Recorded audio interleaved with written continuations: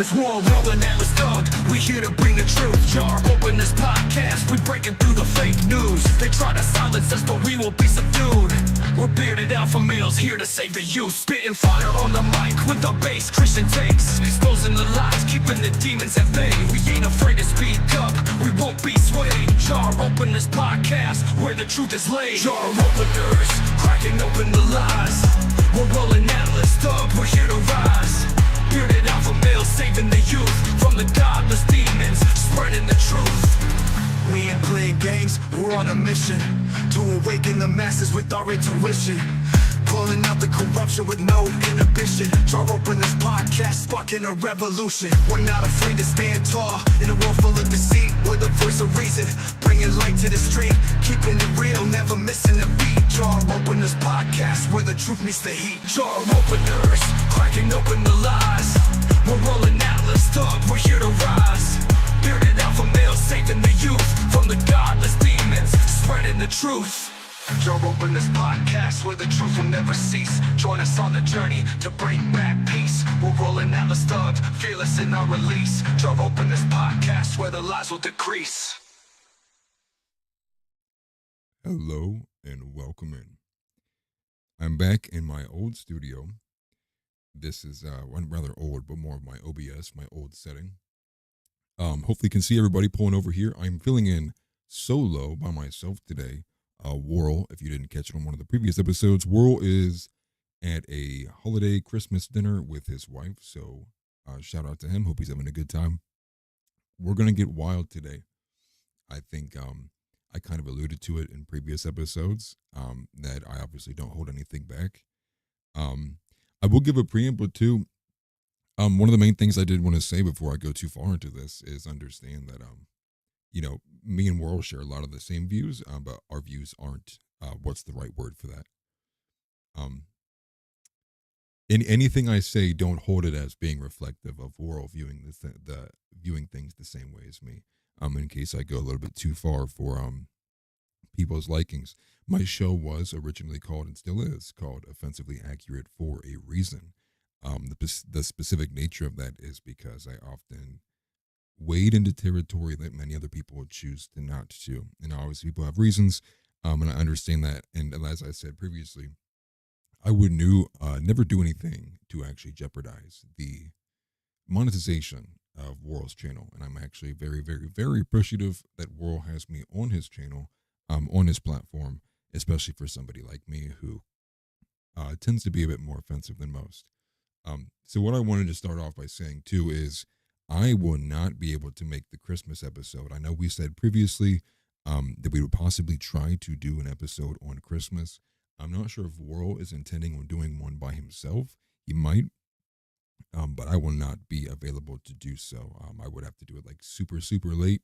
And at that point, it's just like, it's not really worth it, especially on Christmas, kind of like pushing things around. Just want to kind of have the day for ourselves. It would have worked better had I not had to travel on Christmas Day, but it wasn't worth the plans until earlier today, to be honest with you. So we'll see this. Make sure you like the video, subscribe to our channels, both, obviously mine included, but Warrol's as well at America First TV. Share the show if you enjoy it. Send clips out, or whether you disagree and think I'm being insane, do that too. I will take any and all engagement. I appreciate the discourse, whether we agree or disagree. Join the Discord as well too. I hopefully added that into the video description. If you wanted to join the Discord, there should be a link there. However, I know they expire after a certain period of time, and I've been using the same one for a bit. So if it doesn't work, just shoot a message in chat, and get a hold of me somehow, and I will update that or send you a link here in chat too. Forgive me. And main reasons being, we want to have people send us topics, send us guests, or if people wanted to come up themselves, whether it's like via Discord or actually be seen on camera, we appreciate any and all. And we actually have a schedule we'll run through. Warrol handles a bit more of the guest. Only person I've actually added onto the show so far myself was a mole, and we had the discussion on healthcare. So let me not rant too long about just basic YouTube stuff. Let's get into the news. You probably read the title here. I mean, if you didn't, you probably saw the thumbnail and probably thought, what is this, right? What is this insane admission? The quote, I believe it says, it's our, we treat the world as our stage, or the world is our stage. If people weren't aware, there's a viral clip going around of a 60 Minutes interview with obviously somebody dressed up in an entire getup. Can't see who they are. They're even wearing sunglasses over top of a mask. Um, but we'll get into that. People probably have their suspicions of who that is. Um, and I think it's pretty obvious for people who are in the know of who's talking, and it's obviously has relations to Hamas, Israel, but we'll get into that as we knock out a few of these other things too. And some of the top of the hour stuff, we'll just actually go ahead and get right into it. We have some few kind of minor instances, and I'll go ahead and start here. Let me switch here. Oh, forgive me, that's not the right one. It's this one here. This is from America First Post, AF Post, right? Um, Loosely linked with the dissident right group. The Kansas City men throw chairs at a foreigner after he attempted to stab a person in the bar. It's just more of the same. We have this. We have the person being set ablaze on the New York City subway, along with however many other instances that have happened that I've missed or not been able to keep track of, or at this point, I'm rather getting pretty tolerated of them. Maybe that's not the right word. Um, Desensitized to it because it's happening so often, so consistently. And one of the bigger things with this is the fact that I think people are beginning to get irritated, but actually like kind of irritated. I think the rhetoric is kind of matching that. Obviously, people kind of say like, "Hey, we don't want to live like this." I think that that's reaching critical mass, along with a few other ideas and opinions. I think that are reaching critical mass, and I think that's a good thing. But again, just a smaller story. I don't want to play the video in case I'm going to get flagged for anything related to violence. But that's apparently the individual who was doing the stabbing. And this video is just them obviously throwing chairs at this guy, kind of the whole bar. A bunch of chads kind of group up and make sure that they bop this guy out. Um, and so it's good to see that there's still these instances there, although entirely different than what happened on the subway.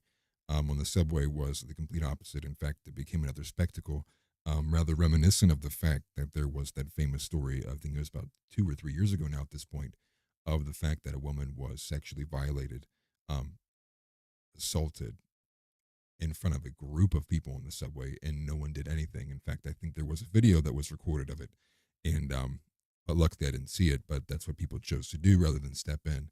And obviously, if you followed the Daniel Penny story, it's hard to blame the average person for not stepping in. So we see House Leotardo saying the subway burning victim was 29-year-old Amelia Carter. State media refused to post her picture because she was a beautiful white woman. I actually didn't know who it was. I actually even saw a report that said it was another migrant who actually was set ablaze. But I'm glad you threw that in their house. I appreciate that.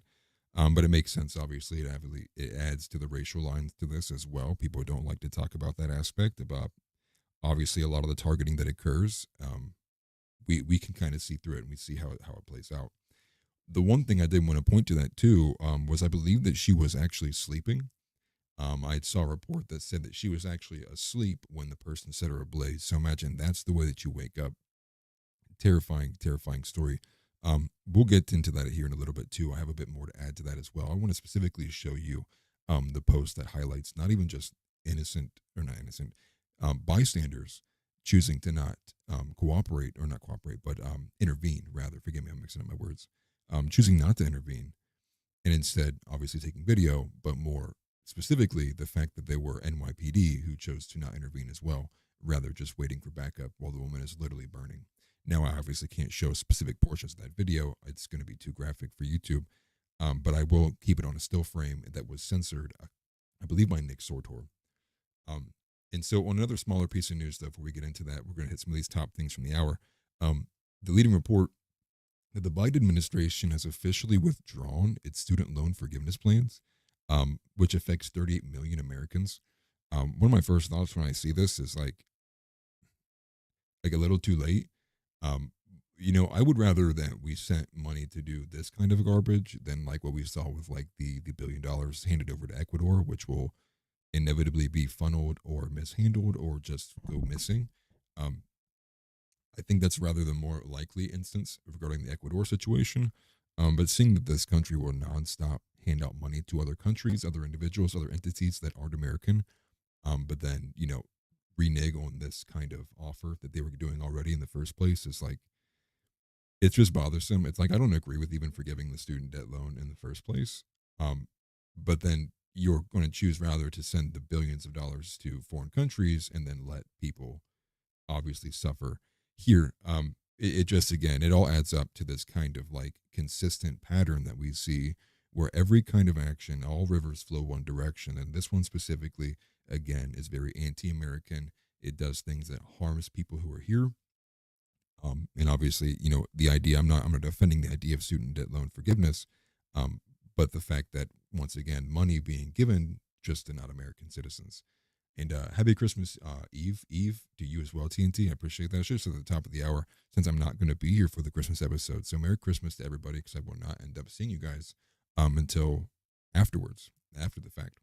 Everybody be safe on your holiday travel too as well. I know people are going to be driving. I'm going to switch back. I'm going to move here. Be easier to see the chat there. I like the emojis too. We were probably going to get into the very beginning of what was the thumbnail on this, which is All the World's a Stage. But do understand, we'll get back to that, the NYC subway incident, as we go along with this too. And it's probably going to move a bit faster since I'm alone. I don't have anybody like bounce ideas off of either, so we can probably get through a bit more. So if I'm going too fast or people want to, whether you have opinions, you agree, disagree, send them in the chat. I'd like to know. I know a lot of times I can have opinions that a lot of people disagree with. But let's go ahead and start here. This is All the World's a Stage. Now I'll go ahead and platform this right now. And I'll move over here. This is from Richard Spencer, and I thought he had a phenomenal quote here. He says, "All the world's a stage." Now I believe that's actually a misquote. I think that they said specifically, "The world is our stage," which is what I put in the thumbnail. But Richard Spencer says, "Hard not to admire the Israelis, if I'm being completely honest." Now go ahead and take a listen to this. It's only a 38-second long clip, but I thought this was kind of an insane admission. And before we get into it, one thing I wanted to add too. The one specific thing with this was in regards to, you probably saw the pager that was pictured there.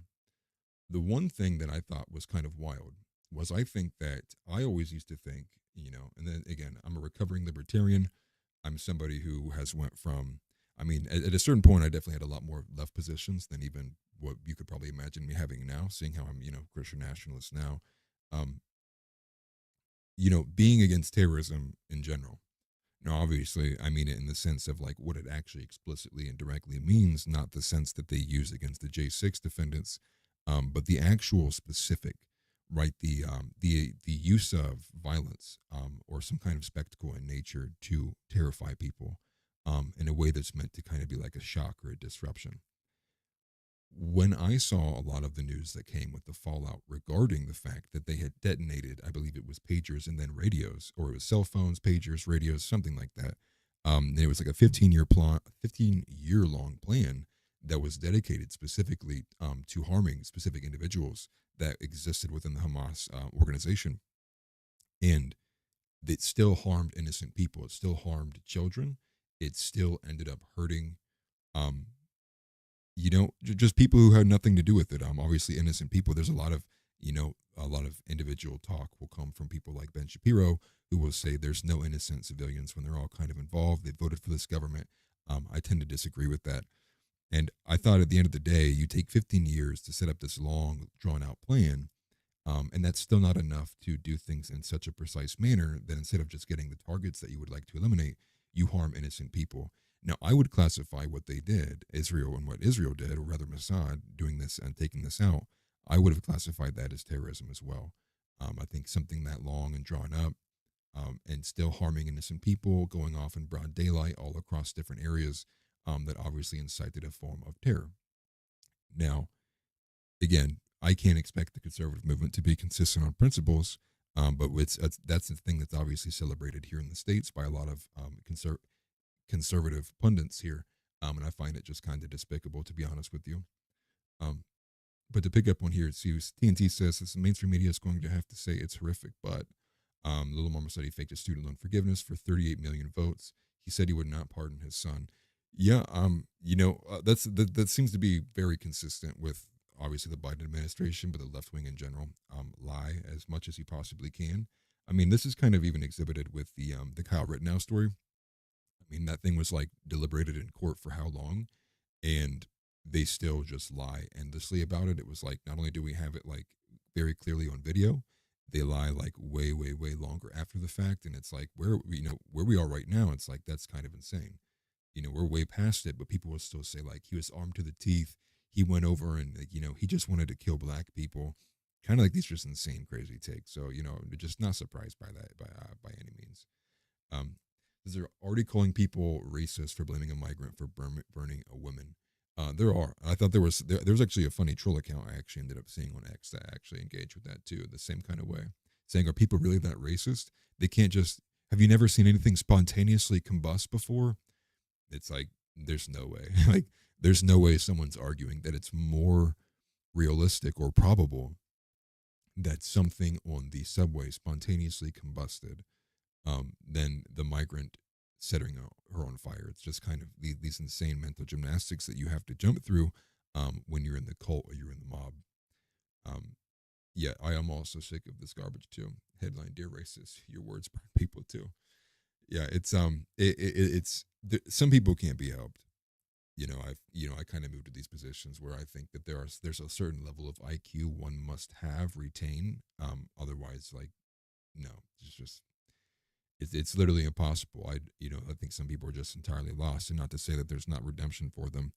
In Jesus Christ, I just think that when it comes to formulating opinions and having the capability of critical thought, I think that that's a skill that not everyone has. I mean, how long ago was it we learned that most people don't even have inner monologues?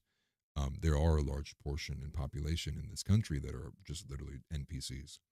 Um, yeah, aggressively so, and I wish it wasn't that way. But to get back to the video here, I put it on screen here again too. Forgive me, I keep clicking on the wrong one. This is the 60 minutes portion of what I would say is essentially Mossad bragging brazenly that they hold the world in their clutches. Let me just quit talking and I'll play this video out for you. If there's any issues with the sound, please let me know. I will adjust accordingly. How did you convince Hezbollah to buy this? Well, obviously, they didn't know that they were buying it from Israel. Who did they buy it from, or think they were buying it from? We have an incredible array of possibilities of creating foreign companies that have no way being traced back to Israel, shell companies over shell companies who affect the supply chain to our favor. We create a pretend world. We are a global production company. We write the screenplay. We're the directors. We're the producers. We're the main actors. The world is our stage. How? We're the directors, the producers. The world is our stage. Again, and I don't even understand how the 60-minute interview even happened in the first place. But again, another grain of sand in the heap that makes up this kind of idea that Israel has a lot more influence and power that's obviously led on. I'm somebody who's extremely anti-Israel. Forgive me. I don't think that much is a shocker to anybody, especially probably anybody who's here right now. But I just thought, again, this interview is just to see this clip, and this is going to go in line with a lot of things we'll get into the further we get in here. A few other stories that it kind of matches up with too. That obviously I think I'm a bit blown back just by seeing it. Now they did the voice transfiguration. You can't understand, probably you can probably decipher it if you'd spent time doing it and trying to figure out a way to get it, swirl it as it were. It's just a wild proposition. And to think that's like celebrated here, knowing that like it harmed and killed like little girls. Specifically, there was one story of a girl who walked over with the what was it called? She like walked over with one of the pagers because it was going off. Her father didn't hear it, and ended up taking her life. And obviously, I understand. Nothing is fair in war, obviously, but there are certain actions where I consider to be definitely more vile and despicable than others. And then 60 Minutes is making up stuff again. Yeah, this could be, very well, right? It could be they set this up and they're using this as bait, right? It's being used as engagement bait. They're going to be like, oh, look, this is going to be all of the woke right will jump on this and be like, see, Israel controls everything. And even if it was some kind of ploy, it seems kind of insane, or at least like the lengths they go to, I guess, to encourage that kind of discussion. knowing that if you say anything or move to positions like that, you obviously get explicitly removed off of Twitter. Now, Donnie's, I don't think he's in the chat right now, but that is somebody who is that's happened to, right? He's posted just simple Bible verses. I believe it's Revelations 3:9, and that will get your visibility limited. Posting that Bible verse explicitly on X, and that'll go in line with obviously another story we'll get into here in a little bit later. But there is the one true saying of all. It's timeless, and it is: if you wish to know who rules over you, look to those you cannot criticize. And I would say that that is a entity that obviously fits that bill. Um, and I think by a large disparity compared to any other group. I can obviously host the show and be on YouTube and talk about how there's all this disproportionate crime with black individuals or people of color compared to white individuals. I can sit here and say trans ideology is ridiculous. I can sit here and say homosexuals need to repent. But there's a very fine niche of speech that is very specifically, whether implicitly or explicitly, outright kind of deranked, and you will get censored for it. That's obviously some of the reigns that I don't talk about on, forgive me, on jar openers with Warrol, because I'm not going to instantly kind of air out, what's the word? Air out my disagreements and how I feel with that, because I know it will wade into territory that is deemed demonetizable, if it were. Chris Wallace with the mask on. It's funny, it very well could be. I thought it was kind of a bit egregious too. It seems so over the top. Um, but I don't. I'm of two mindsets. It could very well be some kind of garbage fake interview. It could be as fake as the CNN people freeing that Syrian prisoner, right? And it's actually just some like random guy who they set up to do this.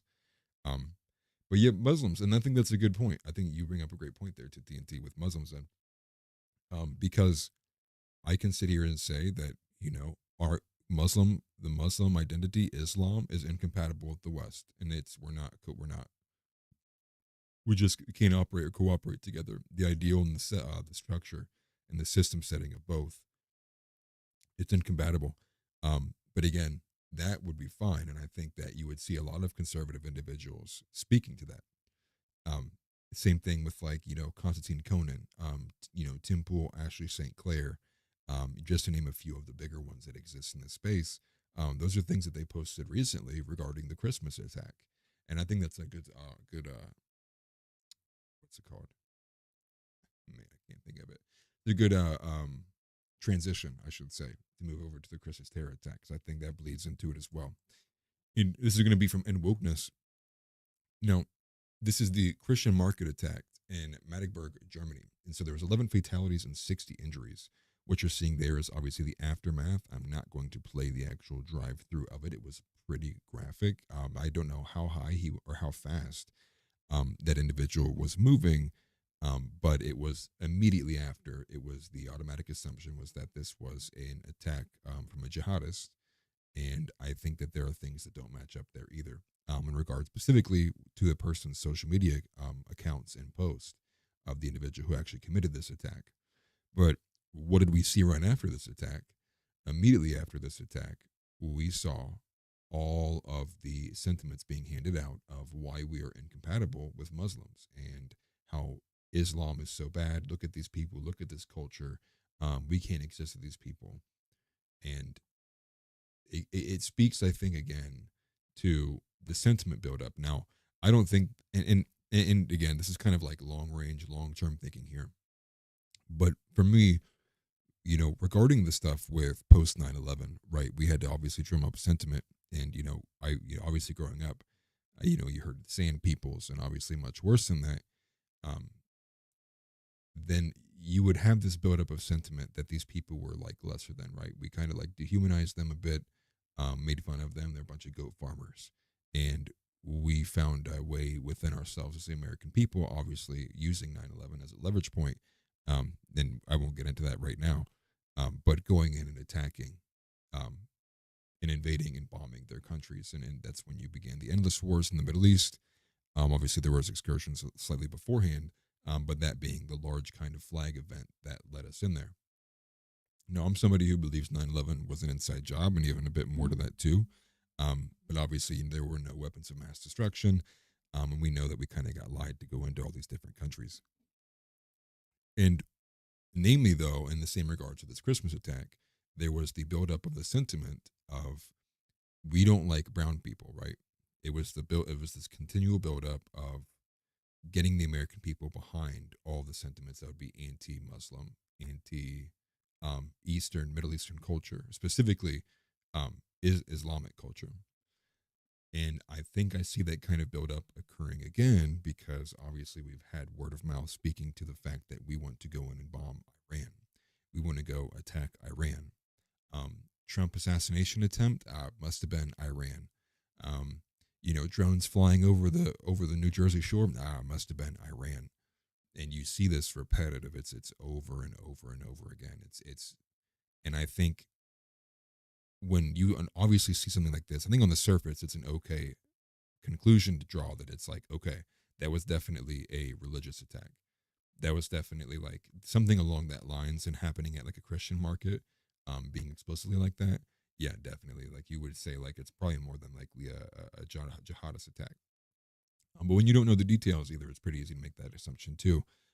As aggressive as it was, it's not like to say that Islam has not committed terrorist attacks. I'm not saying that at all. But I'm saying that the sentiment is definitely leveraged to make sure that the American people are in lockstep going like, oh yes, like, yeah, maybe we should go and bomb Iran if they're doing this stuff. They tried to kill the president. Look how they attacked these Christians. And it makes it easier for the American people to accept and be more willing to not vote against such measures. Now, House is saying Project for a New American Century, Douglas Fife. See, House is pretty spot on here. House has got some inside information. I wouldn't get too later on regarding this too, and we're going to get deeper into this as well. Specifically with Putin, Putin has a quote that's going to be it's going to be an eye opener, and Tucker Carlson has a quote that'll be an eye opener as well too. But I think even if I was to pull back away from all the Israel and the geopolitical conflict, I will agree. Immigration and multiculturalism is a failed experiment. Should never be tried again.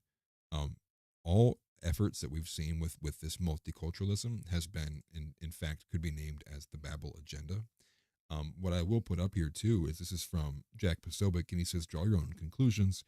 Poland refuses to take a single refugee because of security fears." Now, people might not know because they don't know what the map of Europe looks like. This large area here is Poland. So the one that doesn't have any red spots in it, that is Poland. That is the area that doesn't have any terrorist attacks in it. And, well, quite frankly, it would make a lot of sense, obviously, if they're not allowing in the immigration rates. You can only type 160 characters in chat, sex. I'm sorry, you probably typed a long one and then couldn't send it. Feel free to spam it out. Like I really don't mind. I'll do my best to read it. I do appreciate you trying. This is why, and again, a radical here, right? Well, like wild radical take. I not only do I disagree, like I don't want illegal immigration, like I don't want legal immigration. The population, I believe the white population is now went from like a 90 plus percentile, to we're like now teetering on 70, dropping out of 60. And people can call me racist all they want. What I will say is I do believe, especially being the global minority, white people make up, I think it's like less than 7 or 8% of the entire population in the entire world. That obviously I believe that white countries and historically white countries should continue to stay that way. I'm somebody who believes in actual distinct nationality and nations being more than an idea, something that Wade Stotts on the previous Star Openers episode alluded to. And obviously I think he's kind of, taking a knock at what has become mainstream conservative positions. And I have a lot of beef with mainstream conservatives. I actually kind of despise them in a way. But more specifically, this is also in regards to what we see in the New York City subway. This is what we saw in the first video I played, which was that bar incident of another immigrant trying to stab an individual. Now, luckily, those guys stepped in, but it was probably just a large group of guys, so they probably felt a bit more easier to defend something like that. And being in Kansas City, it's a lot different than being in New York City. There, it's the same way you would view, and I think Jared Taylor put it really well. Jared Taylor, somebody who's recently been allowed to not be banned everywhere, at least coming back on X with this American Renaissance movement.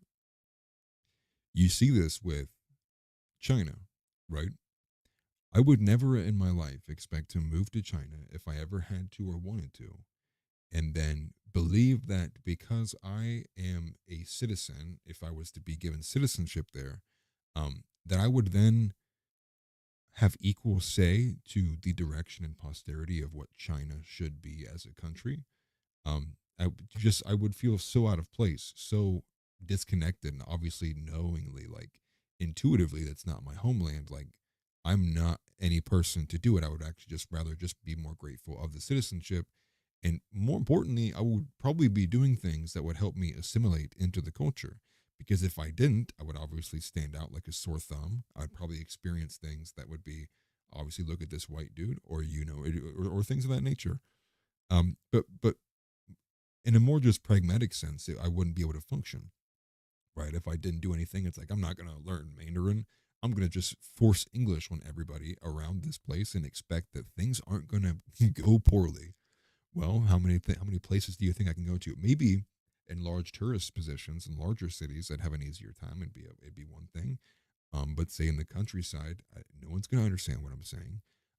Most of the smaller businesses, if I tried to speak English to an only primarily Mandarin speaking country, they would be like, we can't understand you. We'd have to use pictures, or we'd use our phones or something like that, use like a Google AI thing to help develop it. And so I think the inverse is true as well. Um, what we've seen is the fact that there is actively a sentiment from the left and some conservatives too, to not assimilate to American culture. Don't you know how racist it of you? You want these people to speak English? What do you have something against Spanish? And it always becomes this very anti, like you can't be pro American, you can't be pro English, you can't be pro white. All of these things have slowly become very unmaintainable positions. Now, they used to kind of exist in the conservative media as I was growing up, but they've seemingly disappeared. We've exchanged these ideas for the big tent conservatism, as you will, right? And seeing how obviously so much of this woke ideology has consumed literally everything it's touched, that the sentiment became, well, we're not even going to win the presidency to be able to govern at a very basic level better unless we give credence to these ideas. And that doesn't even extend to just obviously on racial lines. That extends to things like sacrificing on abortion. That extends to the conservative party not even being the party of Christianity. And that's more specific on the homosexual, bisexual relations. You see things with Blair White, where it's just like, well, look at our trainee, right? At least our trainees are hot. It's like, dude, I literally cannot stand that. I cannot stand seeing that. And it's not to say like I have something like deeply against Blair White. It's more so I have the things against the people who should rather be expected to be the one to hold the rebuke to the people like Blair White and be like, hey, like we appreciate you walking away from your movement. We appreciate you kind of seeing the writing on the wall that this wasn't it. It was evil. It was whatever, fill in the blank. But understand if you want to come over here, like we're not going to move to your position and say like, hey, this and this. We'd prefer if like you use this as a chance to be like, hey, and this is why trans ideology is wrong. But again, it doesn't. It never really kind of seemingly plays out that way, and it kind of recluses back to a lot more kind of shallow and easier to hold conservative positions, thus leading like the entire movement to be like a dense block of like we just want jobs. The left is crazy. No trans and kids, and it's like outside of that, it's like that's what the conservative party is. It's like anything beyond that will kind of draw infighting. That's where you will move with those positions. Going anything even further than that, and obviously showcased with the Bryson incident, right? Bryson CCG getting into a fight, the rapper, because he called Misfit Patriots friend an abomination. And what's crazy is you have Bryson like showing the fact that he was called up by different pastors, different people in the religious community, and being like, "Hey, like that was like, I'm glad that you said that and then defended yourself the way that you did." Now, and again, if people don't realize, like Bryson got sucker punched for saying that. And again, I thought in the conservative movement, we didn't get triggered by bad words, right? We didn't have to, you know, relegate ourselves to violence, to get our points across. And I thought that was a pretty bad crash out moment for Misfit Patriot. But again, I'll put it on screen one more time. Imagine if you and I were able to enforce some actual mechanism that was like you assimilate or you get out. And then I would have an easier time being like, well, maybe we can do legal immigration. But seeing how the mass deportation is already kind of being pulled back to only going to affect violent criminals rather than anyone who entered illegally, I already have my doubts, and I don't even think that we would be able to get the American people to beat the kind of emotional arguments you would see regarding what has become, which is essentially obviously showing pictures of like, oh no, like look at them, she just had 2 kids and now they're being deported tomorrow. Like, wow, who are we as an American people? Like, I don't even think your average conservative can beat that. They'd be like, okay, make it stop. Make it stop. I can't see one more. And it's like, man, this is the second person we're trying to deport. And it makes me really sad because again, it's we have been abused as an American people, beaten over the head with a cudgel with American media, and bad ideas, and more frankly, emotional abuse. And I think that's one different ways depending on the genders too, and it's taken different forms. TNT says the country welcomes you in. It's your duty to assimilate to them 100%. Anything less is laughing in their face. Says my volume output is really low. I apologize. Let me actually turn this up then. Maybe this would be better. I apologize, guys. I didn't realize it was slow. Let me look at a property here. Maybe that'll be better. Let me go up a little bit further, actually. Maybe try this. I'm sorry, I'm on OBS instead of StreamYard, so it's going to be like slightly different settings. I actually see that now. Hold on. Let me change it a little bit. I'm so sorry, guys. I like max it out a bit. Maybe I bumped my microphone earlier. Let's see, how's that? My gain is like very poor. Do I need to talk like this? Is that better? Am I in the good range now? I hope so. Better? Okay. If you think I'm being too quiet, let me know. It's kind of difficult to like merge around with my voice. I'm about to have like max my settings out. I might have some kind of setting on OBS I'm not aware of that might be limiting it, so I apologize for that. I might need to talk much more directly into the microphone. So let me do that actually. I'll pull it back just slightly. And let me reposition this here. Maybe move this. I did change the mic a little bit earlier. Okay, maybe that's better. And I'll try to like talk directly into it, just like this close away. Okay, I apologize. You guys should have said something earlier. I apologize. I did when I switched to the live chat and read some of these here. Okay. That's funny. People are saying it. I thought it was just me. I'm so sorry. It's funny. I apologize. Okay, I lost my point in the chat here. I'm gonna go back to it. Because I wanted to agree with TNT, right? If your country welcomes you in, it's your duty to assimilate to them 100%. Anything less is laughing in their face. And I agree. I think very specifically, if it's too loud now, also let me know that as well too. I'll back it down. I'll try to watch it, monitor it on there as well. But they don't feel that duty. And in fact, you get a lot of the groups that they push against it, right? It's or rather because it's very anti-American, right? We're all a bunch of colonizers. You get these sentiments that say, hey, no, like we don't want you to assimilate to our culture. Our culture is bad for all these different reasons. How dare you, all these kind of weird, but again, the overall sentiment being anti-white, anti-American, there's been a push that these people should be just as they are. But more specifically, the multiculturalism is a Tower of Babel agenda. It is something that is very specifically, what's the right word? It's in the name of progressivism. It's actually absent the idea of Christianity, which is that we are a fallen people. Like we have fallen, and like there's no getting that back. There's no chasing that dragon. There's no building something so great that we can be our own gods and we can actually dictate things. We'll never escape our nature of being just animals who are burdened by sin. That's something that is like innate in our nature. like people are, and humanity is a inherently corrupt group of being, and there's no escaping that. And this kind of multiculturalism actually has such a lot of these parallels, specifically with the Tower of Babel, which was they all got to this point where they all spoke one similar language, and then they began building this tower because they thought, like, in their heads it was like, well, we'll build this tower, we'll be able to reach God. And so obviously, whether you even view that story as literal or parable, it's the idea of the gods separated them into their nations. And so if you know anything that's opposite of that, obviously, is like, well, then you're saying, like, well, actually modern sensibilities trump what God did. And that having all these different individual nations of and of themselves is actually bad, and we should actually be encouraged to group all together. And who cares about what we do, and we abandon all of our original cultures and original heritages, and we become like this big melting pot thing. That's actually one of the more kind of gross ideas that a lot of people have come to accept, and I think it's merged its way into the conservative framework in a way that I think is pretty inherently wrong. House Tardo says from the Atlantic, the golden age of American Jews is ending. It's an eye-opening article that shows how we got to where we're at in America.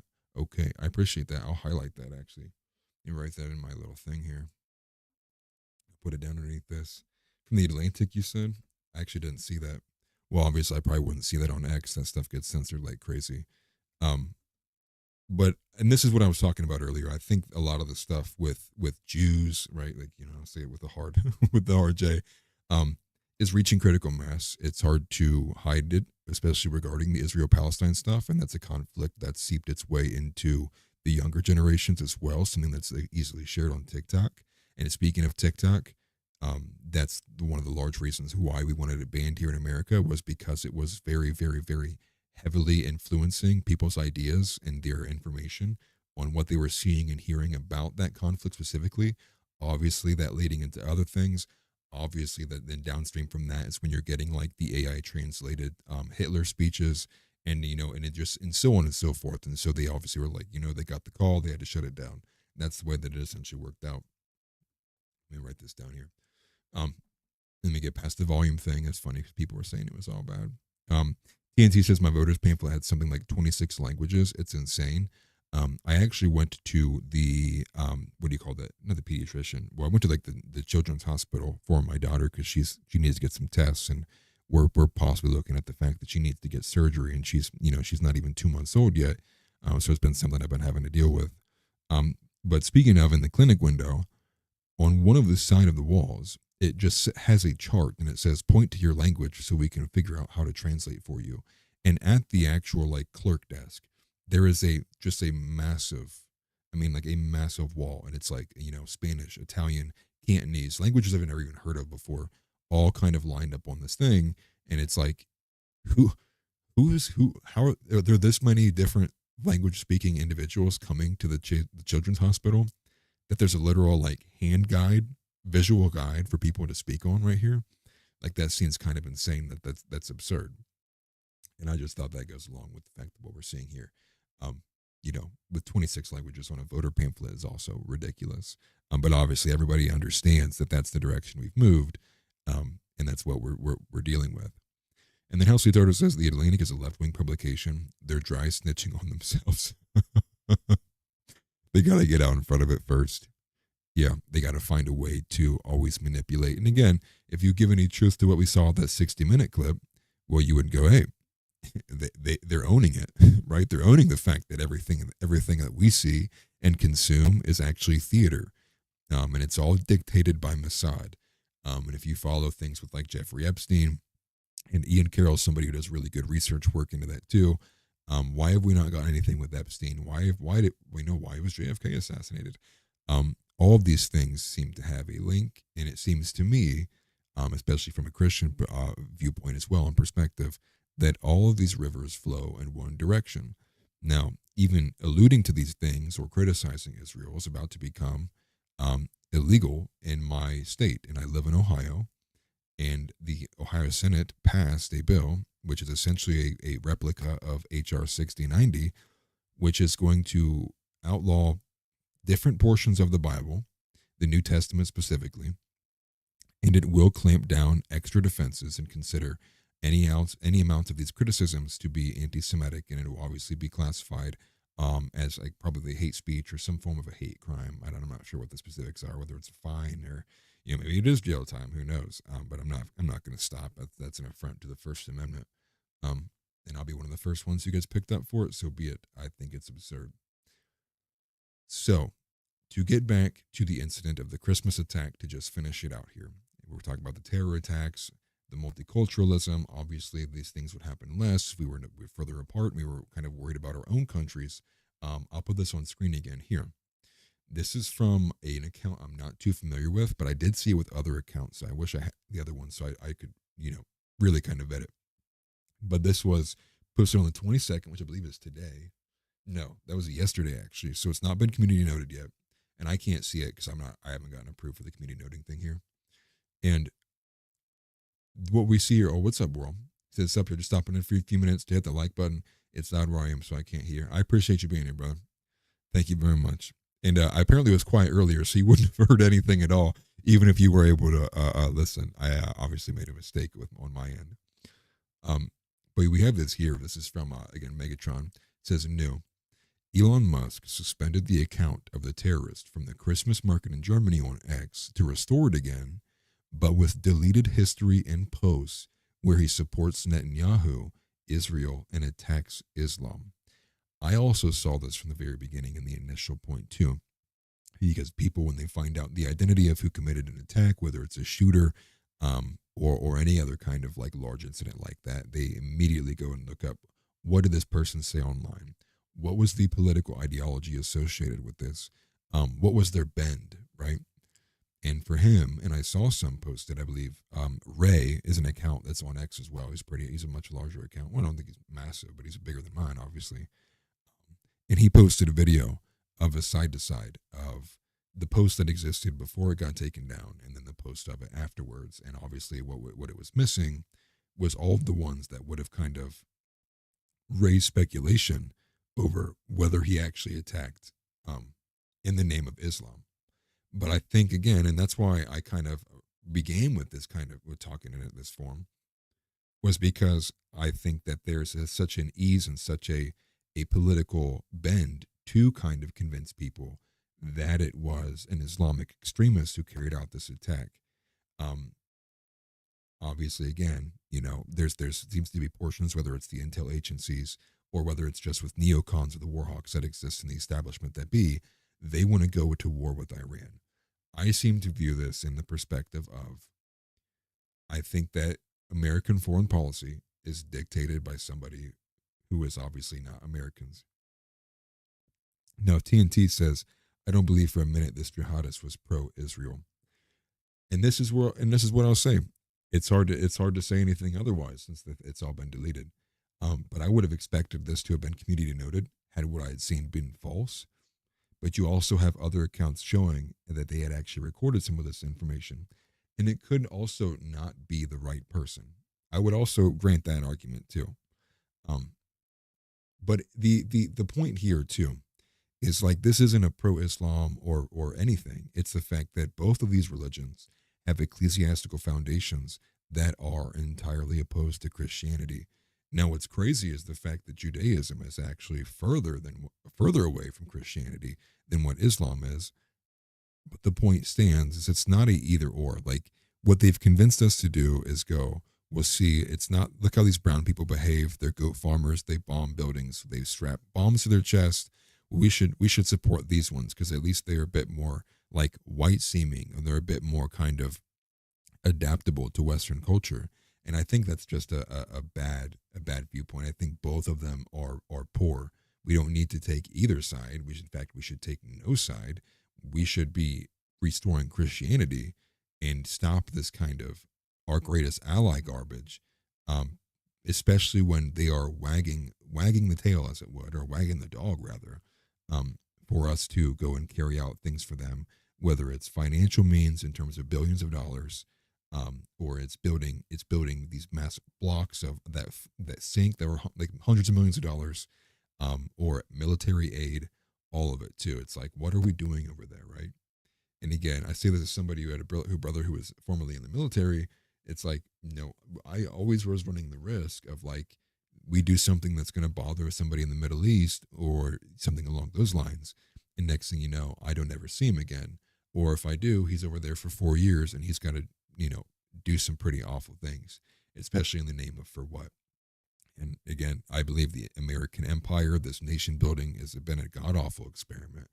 I view these things as being just like just like abominations, right? Like this whole entire operation we've done as America has just been absurd. I think it's just, there's no defending it. And I think when they attack people like Tucker Carlson and Candace Owens and Dave Smith for upholding the fact that like, hey, no, like this is America is the bad guy. Like we are literally the stormtroopers. Like we're the people who like everyone else is trying to rebel against.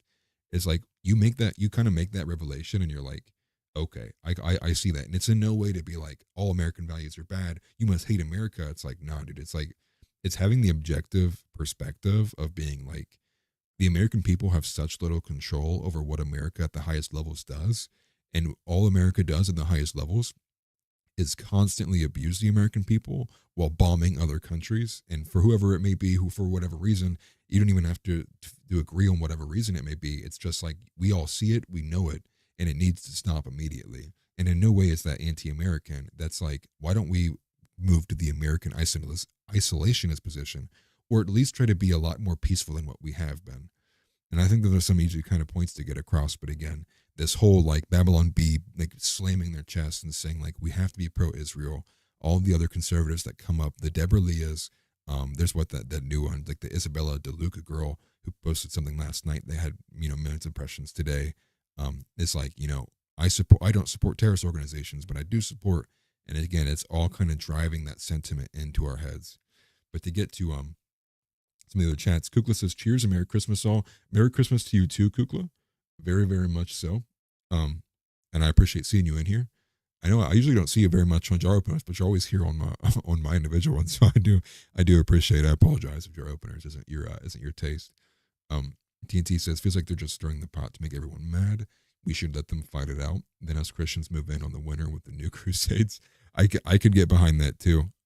But again, we have to focus on the regenerative stuff here in the States too. Like it's hard to even say like we're a Christian nation. I think, and again, this is going off one of these crazy tangents that I normally cover on my own individual show, and it's hard not to when I'm just here by myself.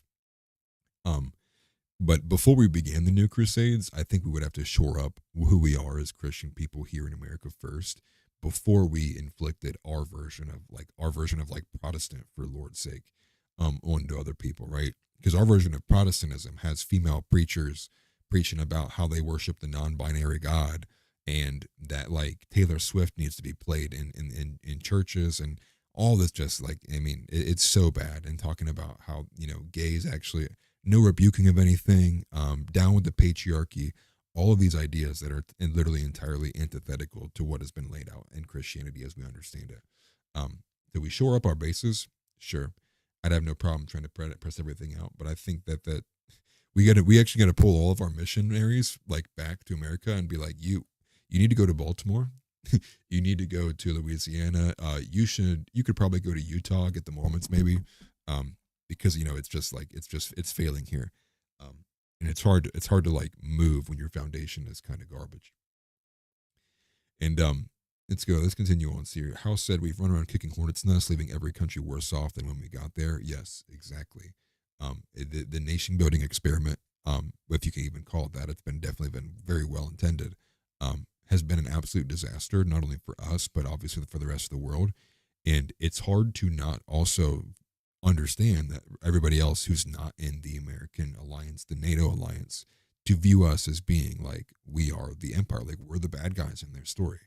I think it's pretty easy to kind of understand that's the way they would view it. Whether you view ourselves as being bad, but in their eyes, obviously, with the things that we've done, definitely so.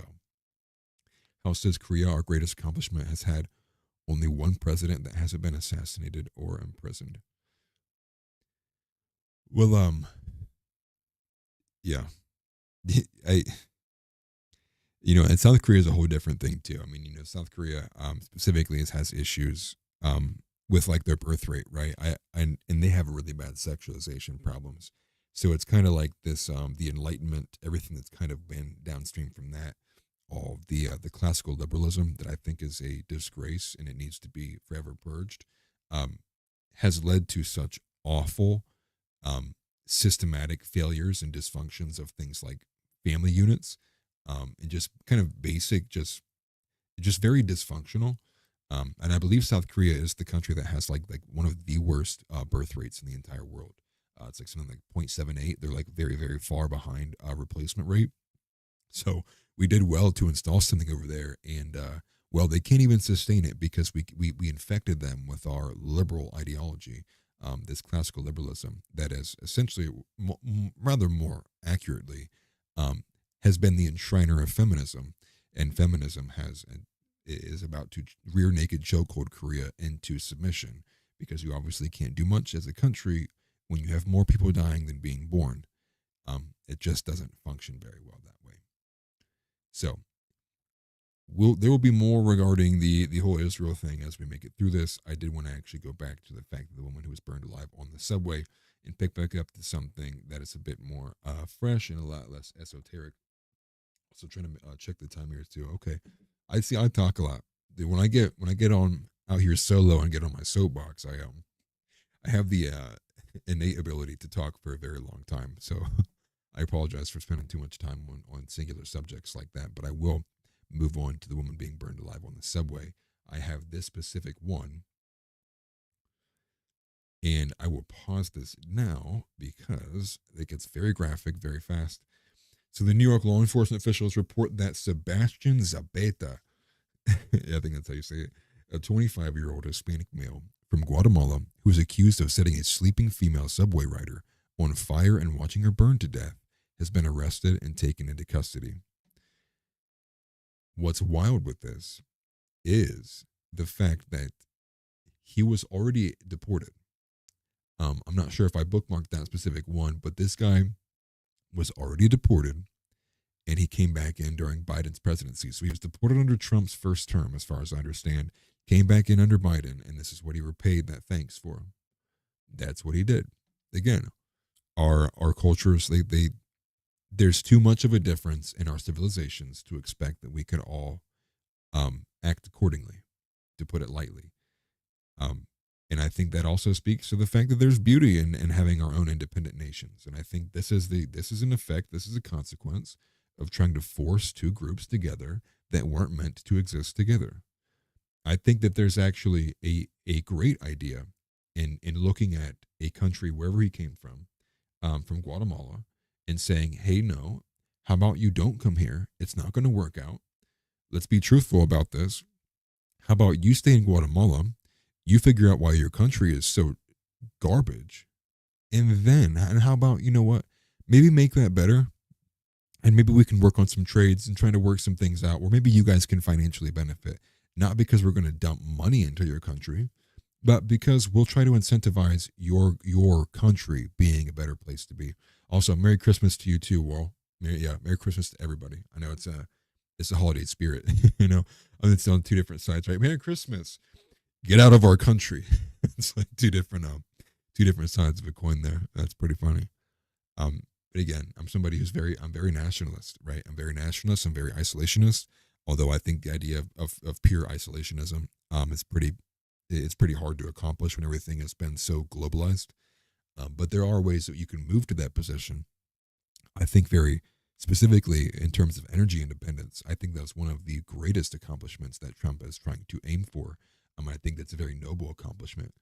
Getting our country to be entirely independent on itself for its own energy supply would be not only just a very secure thing to do in terms of defense for the country, but also something that encourages innovation amongst the country itself and provides jobs, and eliminates a bit of the outsourcing and being able to open up what is like the Alaskan pipeline and things of that nature as well. It's just very rather unfortunate that we have moved away from that. But I would imagine that would be something that Trump would move towards, seeing how it's one of those ideas that's more old school, like Republican versus Democrat, it doesn't extend itself into the cultural issues. Um, I actually put a note on this. It says, "Don't show this one." Okay, I think I must have looked at that earlier. That might have been the bad one. I got to pause this one like immediately. I know this. Yeah. So this is okay. So this is yeah. Okay. So Nick Fuentes actually pixelated this one out. That's that Sebastian Zeta guy, and that's obviously the one being set ablaze on the subway station. I won't go through it because obviously we kind of get the picture. If you do end up catching some of it on X, it is slightly graphic. You will see definitely a lot more graphic than what you'll see here. But Nick Fuentes says that she was burned alive, and I hadn't seen confirmation that she had actually like perished from her injuries, but I'm assuming that's kind of a slightly bit confirmation there. Saying this is why we need more Daniel Pennies. Nobody did anything to help, and the suspect, picture below, walked away. Infuriating.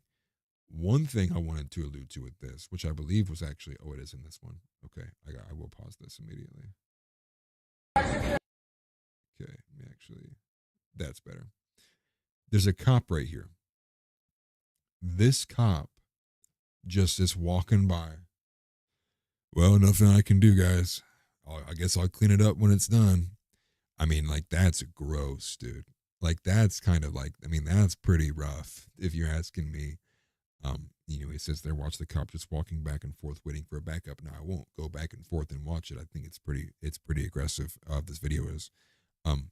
So with that being said, I will kind of move off of that, so I don't want to float on it too long. But the point being is, it's like, it's not even, this is part of the reason why we need Daniel Pennies in the first place, is because the cops, for one, are like, they just don't barely do their jobs. But also understand the reason why we can't get more Daniel Pennies is because of what happened that made Daniel Penny. And what guy, obviously it's the right thing to do. I'm not saying it's not the right thing to do. But it's easy to understand the idea of, if I have a family at home and some random woman on the subway station, and more than likely is someone who actually halfway voted for these policies, who am I to know? Why would I risk the chance that when I have a daughter or son at home and a wife at home, that I would go to jail for a woman who might have been the reason why things are right now the way they are right now? And so I think that when you look at when you think about it like that, I really can't fault anybody. I think that that's a personal choice you have to make. I'm not going to speak for everybody or tell anybody what to do. I think there's obviously a right and a wrong thing to do, no matter what the consequences may be here on this earth. I think if I was there, I would probably reluctantly go and do it, and hopefully, obviously, miss not getting a charge for something like that. But I also, for those who are secular and who are a bit kind of less in tune with what is right and what is wrong, a bit more self-serving, I can't really fault them. It's like, you're going to go to jail, dude. Especially if they find out you tried to stop a black person from harming somebody. It's like, dude, you're done. It's like, you better hope that you become national news like Daniel Penny did, or you're not going to make it. Especially in somewhere like New York City. Maybe it's different if you live in like a rural area in Wyoming or in Montana. Maybe that's a different story. But I think the chance of something like that happening is like a lot less than it is in New York. And so it's just an overall just rough situation. And I think, again, this is the consequence of berating, for one. I mean, like toxic masculinity and so on and so forth. But the continual justice system being entirely corrupt and working for no one but themselves. And so it is rather unfortunate. Oh, you said let me go back to that. It's nitpicky. I know I even have it on the live chat. So I'm seeing more on my actual screen than what I'm seeing come actually in the YouTube device too. Sorry, I should have combed my beard better earlier today. It's bothering me. But to pick back up on some of these comments here, actually make this bigger here. TNT says he looks like an outstanding young man. Yeah. No comment. I won't comment on his appearance, but he definitely didn't look like he had all of his brain together. Helen said, I could see it at a children's specialty hospital. If they're really good at what they do, people will travel to save their kids. So we were at Nationwide here in Ohio, so it is like a pretty large hospital and one of the largest cities in Ohio. So when you add those things together, it makes a bit more sense. And it had European languages on there too. It wasn't like it was specifically different forms of East Asian or Hispanic or any or African languages too. And TNT says, take off your jacket and smother the damn flames. Yeah, but he's not going to. Why would he? He has no reason to even attempt to try. He'll get paid either way. He'll get paid if that person dies. He'll get paid if that person lives. Why risk burning your hand? I was just following orders, man. I got kids at home. TNT says, damn, this chat filter's way too nitpicky. And then Warrol says, I get accused of censoring my comment section all the time, which I don't. Yeah, I even have the filter thing set up on YouTube where it's like, don't moderate my comments. And that's why I switched to the live chat here too. So I can make sure I can see as many as possible. You got to do like these weird tricks where like you got to type in like asterisk between letters. Like, let me do one, for example, to show you. You got to do stuff like that where it's like it'll separate it and like just get around it. So it's not like, because they use like these ATS, so automatic tracking systems, to instantly like see something and it's like, that's a bad word. They'll attach it to like the title of the episode and be like, okay, we understand the context here, deleted. They have like a pretty intelligent AI system set up to handle that stuff. But again, I want to move on to this one last piece here regarding this, which is AOC says Daniel Penny is the reason subways aren't safe. I actually thought it was a troll post at first when I saw this, but it's from Nick Sortor. Oh, come on now. I went to the wrong one. Forgive me. Now I'm having technical issues. Okay, here we go. Get that off my screen. Okay, let me switch to the right screen here. Forgive me. Apologize, guys. I couldn't believe this, right? So I've not watched this video, but I did read the caption. I don't see community note, and I'm someone to take Nick Sortor as a pretty credible person. So he says that AOC says Daniel Penny is the reason subways aren't safe. It has nothing to do with the crackheads and migrants setting women on fire, according to AOC. These leftists are truly screwed in the head. So go ahead and take a listen to this, about a minute long from AOC, and hopefully it doesn't murder my brain cells trying to cohere what she's saying. Can't even hear anything. He would do it again if necessary, if there was a present threat. What do you make of the comments? Doesn't that, I just feel like that tells us everything. If we do not. It's even extremely quiet on my end, guys. I don't know. And the point I doubt you're hearing it either. System is a level of accountability to prevent a person who does not have remorse about taking another person's life. I mean, even people who have engaged in manslaughter or have taken a life accidentally express remorse. And so the fact that a person may express no remorse indicates that there's a risk that it may happen again. And if we do not want to unleash that level of violence, then we should exert a level of accountability to prevent that from happening again. Because he didn't show remorse. I apologize that was so quiet. I'm gonna make sure I turn it down so I don't blow everybody out of the water with the next video. So I caught a little bit of that, obviously, like awful camera work by whoever recorded that. Maybe try something that's not journalism, because I don't know who recorded that video, but that was awful. He's probably holding his hand over the phone camera or the phone microphone. But the point stands here. She basically argues, we don't want violence to come from people who do these kinds of things and don't show remorse, as if like Daniel Penny's supposed to show remorse for what he did. When he's repeatedly said like he knows he did the right thing and he'd do it again. He's like, I'll do it again. No, it's like this guy was threatening people. He was threatening to harm people. I mean, he went so far as to like threaten, calling for their death, right? That's what that guy was doing. Obviously, you would not feel bad. Like saying things like, I'm ready to die. Like, I'll go to prison. Like, I don't care. It's like, no, there's going to be no remorse there. It's like him being like very confident in himself by going like, I did the right thing. Like, I know I did the right thing that day. I don't care what anybody says. That guy was going to hurt somebody. Someone's daughter could have died. Someone's brother could have got hurt. Someone's grandmother could have gotten pushed over and then, and harmed. Yeah, there's no remorse needed for something like that. That's absurd. But again, AOC is literally bottom of the barrel. The lowest hanging fruit. She gets most of her clicks because she just tries to be the young hot, I almost said Republican, political lady. And she does all these just super, super, super low IQ takes. She speaks to the Twitch crowd. That's really where her bread and butter is made there. People with like Hashan and all the other kind of Twitch people that exist out there. It's rather unfortunate she has the influence that she does. So, if we're going to move on to a few other different things here, there are a few other like actual video segments I want to get to. And specifically some of the bigger ones too would be with Putin and a recent statement from Tucker Carlson that goes back to Israel. We have a wild video on usury from Matt Kim. I don't know who he's talking about.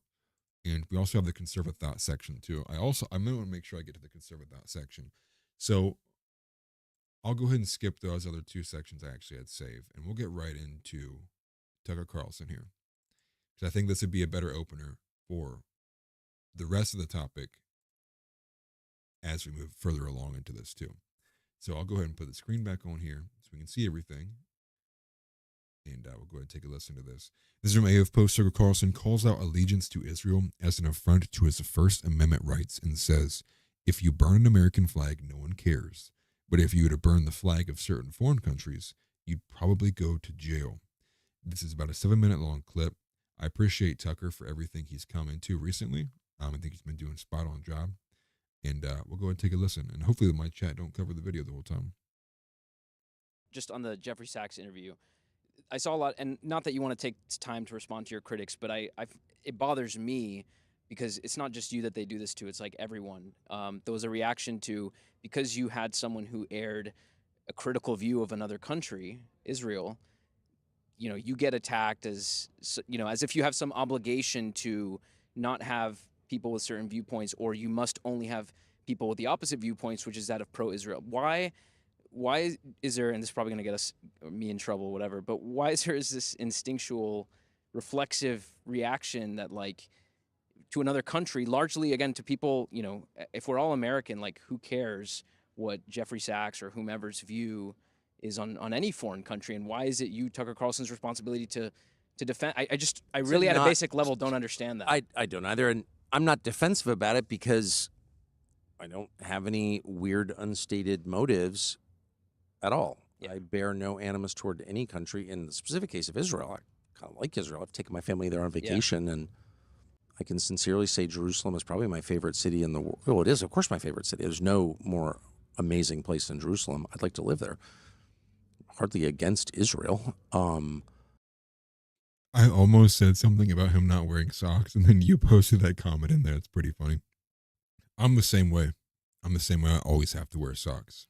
I'm one of those guys who it's like when I see other men like just wearing flip-flops, I'm like, are you gay or something? maybe that's toxic masculinity, but that's the way that I feel. So apologize to anybody who wears flip-flops out in public without socks on. And I'm sorry the AI is also censoring to a heavy degree. I apologize. But I'm an American, so I see things through the lens of my own country where my children were born and still live, and I hope my grandchildren will live, and their children. My family's been here for like 400 years, so like I think I have a right to say that. Yeah. And I care about America, and I care about two things. I care about free speech in the United States, and if an alliance with another country is going to be a justification for taking away my birthright, which is the First Amendment, I'll fight that because I'm an American. And if any alliance with any country, including Great Britain, where my ancestors came from, by the way, which is I'll just say it. I don't like Great Britain at all. Yeah. Okay? In fact, I think I like Israel more than Great Britain, but whatever. Doesn't matter. I'm an American. And when the interests of a foreign country contradict the interests of my country, I'm taking my country's side. So that's it. I just don't really care. Like the hysteria, it's like if you burn an American flag, nobody cares. But if you were to burn the flag of certain foreign countries, you'd or like they go to have jail. certain foreign countries' flags in the halls of, like, members of Congress have it hanging up there. Like, what if you hung the flag of Germany in your congressional office, or the like flag France? of Syria. Or UK? Yeah. I mean, I don't know. I kind of think the U.S. Congress should serve the interests of the people it was hired to serve. Constitutionally, it's required to serve. So, but again, I'm not defensive about it because I'm not sending dog whistles or whatever. If I think something, I'll just say it. Right. And I don't think that my view, well, you've worked for me, so you know, I mean, I I personally think my views are completely moderate. One thing I will say before we finish this is the fact that I think that being a dual citizen should be an automatic disqualifier for holding public office. I don't care what office it is. I don't care how small the office is. I don't care how high the office is. I think it is a natural conflict of interest that if you are a citizen for another country, if you want to serve the American people, and I wouldn't even give it that. I wouldn't even give it a qualifier either. I think that if you are a citizen from another country, it would be commonsensical to assume that you would have bias that would then place you at odds if you were then to legislate or be on the vote for something that could negatively affect the country in which you are also a citizen of. I think it's very, very black and white. I don't know many people who would even like disagree, right? I think that this the idea of dual loyalty may be a bit far fetched. I think that you would ultimately have a loyalty to one thing. I don't think that's rather kind of wild to think somebody could be equally loyal to two different countries if they came from. I think that's a stretch. You'd have to do some mental gymnastics to think that. I think everyone would probably have a preference, no matter whether it was America and they were dual citizens, or it wasn't, or it was Syria or Israel or Germany. No, I think it should be automatically installed in office in some kind of bill if you are a citizen for another country. And the one qualifier I was going to mention would be like if you renounce all citizenships outside of the United States, you can then be able to run for public office. But beyond that, it's like I think it's just too easy to point out the conflict of interest there, especially when it's so easy to point out like the financial conflict of interest there. Then no, it's like no, no. And Hal said one of your tweets is in a Randy Fine mashup. Really? That's funny. I'll have to. Oh, brother, I'll have to look that up. Hey, I'll take the publicity, man. TNT says, I was remodeling a grade school. In the main entryway, they had what they said. Forgive me, man. In the main entryway, they had what they said had every flag of the nationality of the kids that had gone there over the decades. Not an American flag in sight. Not surprised. I'm not surprised. There are more sex education books in these schools than there are the 10 Commandments. You'll have to send me that, House. You have to send me that link. I would like to see that. I'd like to see one of these tweets being in a Randy Fine show. I don't even know what it would be, to be honest, actually. Randy Fine was talking about foreign flags while having the Israeli flag in the background. Yeah. It makes sense, man. It makes sense. Oh, yeah. It was man, dude, that's right. Randy Fine, he was the guy who like threatened Candace Owens. He was like something like, I'll come and kick your ass if you think that. Like, it's like, what? And he's like, he's obviously this overweight politician. I don't even know what branch he serves, where he's at specifically. I just know I always come to join the ratio whenever it occurs on any of his pages. I think he is an idiot. I think he's someone who's obviously been subverted by Israel, especially whether it's through AIPAC or any other kind of foreign asset. He definitely is one of those individuals who will serve another country before he serves us. But you're 100% right. I do remember that tweet that he posted out where he's like, I'm signing this thing, and like literally behind, like it's Israel flags all over his entire office. It's insane. John Fetterman's like the same way too. But I don't want to get too far away from the video. Go back and keep track here. Don't want to control or hurt anybody. I don't want to even really impose my views on people that much at all. I don't have aspirations for power. Trump just got elected. I campaigned for Trump. Probably could have talked my way into some position. I don't want one. Right. It's not about the money. Anyway, I don't think I have weird motives. I have a clean conscience on this. And I do think, I'll just say it, I think October 7th made, understandably, a lot of people extremely sensitive and extremely paranoid. And I get it. I totally sympathize with that. And so there is a temptation. I've had conversations about this today, about the Jeff Sachs interview. Friends of mine was like, I can't believe you platformed it, whatever. An anti-Semite. Really? I think his family lives in Israel. I think he's an anti-Semite. Whatever. Yeah. Calm down. And I think it's the anti-Israel protests on campus and October 7th made people feel very touchy. I get it. But in my specific case, I've made the same, I think, relatively coherent argument for Right. since the Iraq War, the United States ought to act in its own interests. I'm a nationalist in a non-threatening way. I think the U.S. government should act on behalf of U.S. citizens. That's how I feel. Well, and I think what's gross is that they have to assert that there's some like what you said. It can't just be what you're saying out loud. That's not a good enough reason. They have to impugn some. They always go some to secret. motive and all this stuff. And I heard that. I got all these texts about Jeff Sachs. Now, I happen to know Jeff Sachs, and If you didn't watch the Jeffrey Sachs interview on the Tucker Carlson podcast, it's well worth your time. Tucker Carlson got smeared like crazy for that.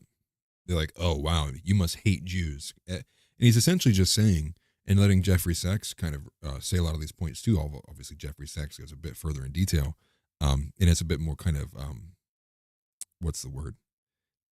Laid out opinion of what he think is going on. But again, Tucker Carlson, how dare you platform somebody like this? Like, what do it always goes to like anti-Semite. Like, what do? You hate Jews? And again, what they're talking about here, it has to go to impugning someone's character to have anything that would obviously be not in Israel's interest. And again, like I said earlier, a lot of these rivers flow in the same direction. And it seems to me that it points out that there is a very, very specific influence over the country. Whether you agree with it or not, I think that influence exists and it's there. I think some people will say that it's good and they like it and they think that's a good thing that we have this relationship. And I think a lot of other people disagree and heavily disagree. And obviously it reaches into a bit more conspiratorial backgrounds. But I'm a nationalist, and maybe I'm a bit more in a threatening way than what Tucker is. But I agree that it's like you can point these things out and should point these things out, because obviously why would America not be operating in its own best interests? But we'll go ahead and continue. About 3 minutes left of this. Mershmer and Sachs are both Jewish. Yes, well, that's the one thing with Jeffrey Sachs is all of the accounts I saw smearing him were like, yeah, he's a Jew and he hates himself. He just doesn't understand. Like that, I think that was like what Michael Rappaport said. It's just, it goes to these crazy, insane levels, dude. It's like the only way. It's like the way they treat it is actually that there's no way that there's any kind of justifiable opposition to what's being said, but that the only way that the opposition is there is because it comes from a place of hatred. It comes from an evil place. And by consistently pounding people with that message, a lot of people just kind of take it and parrot it. Because like a post I retweeted from Jeff Younger, I believe just 2 days ago or yesterday even, most people's opinions are essentially just what they hear from others and agree with. It's really their own organic opinion they developed in their head and thought through. It's something that they heard from a people that they normally can trust or do trust, and then they just adopt it. It's not like they made the opinion or they had that opinion. It's that they heard it, agreed with it, and then they share it. And I think there's a big difference there between a lot of the groups who think critically for themselves and the groups who just go with what they're told.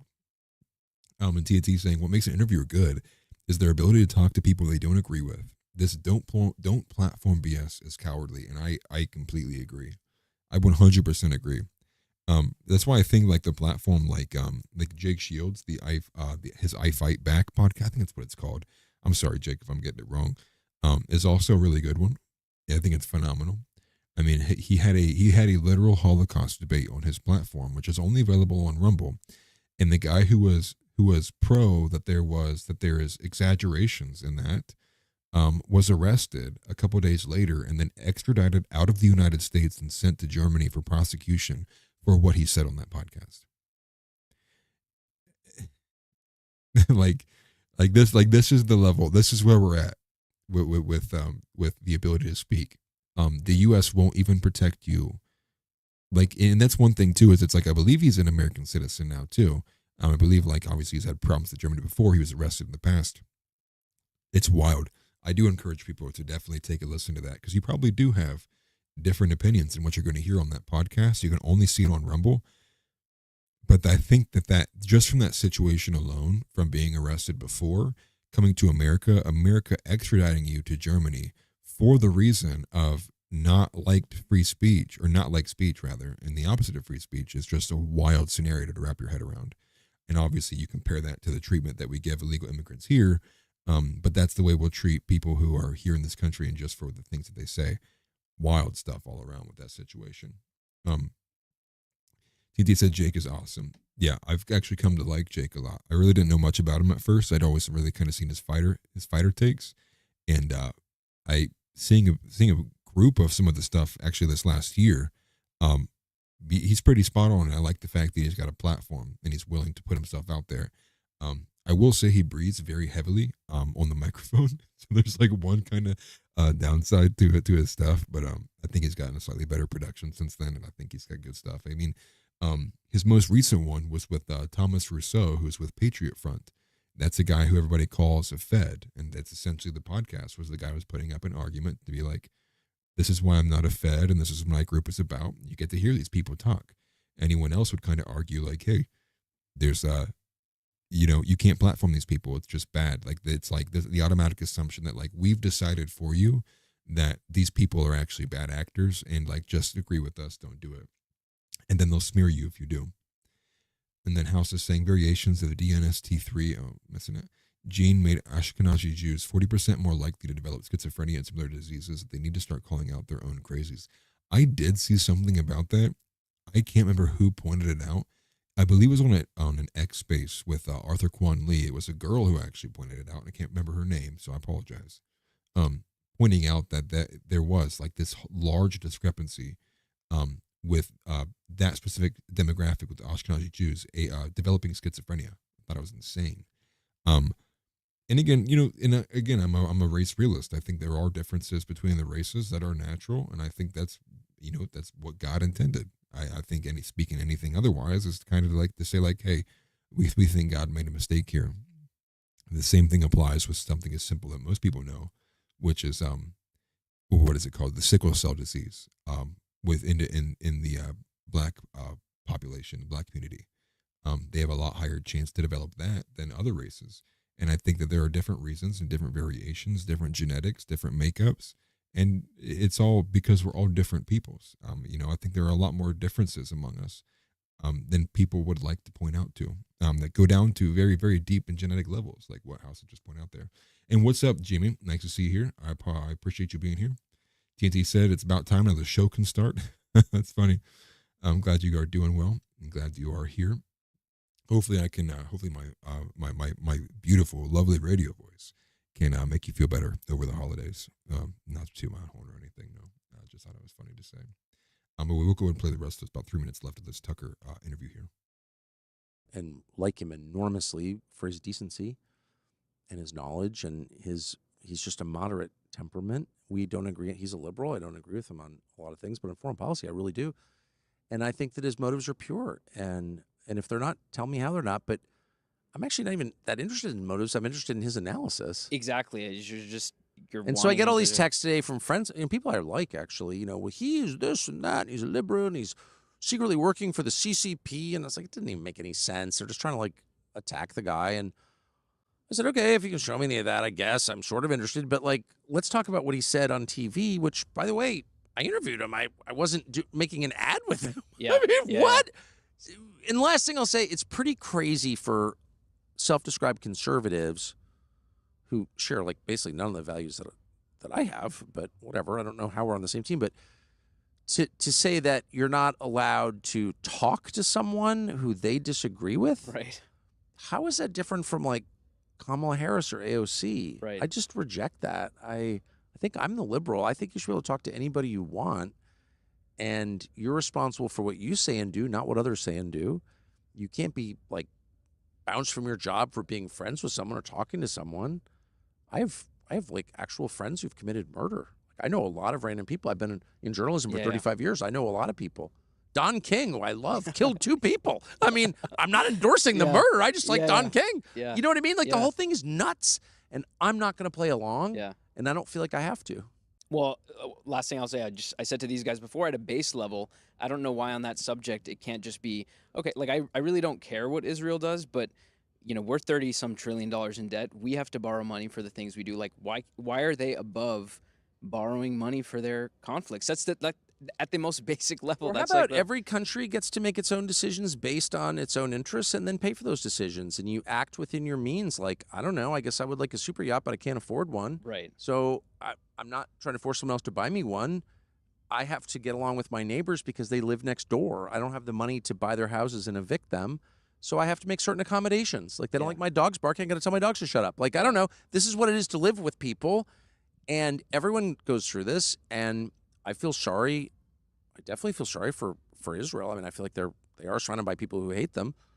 But that's kind of what it is. That's what life is. Yeah. And it's not unique to that country or that region. Everybody deals with this. Congo and Burundi deal with this. We deal with this with Mexico, which is effectively our enemy. They're letting fentanyl and migrants come through. Like, this is what life is. Yeah.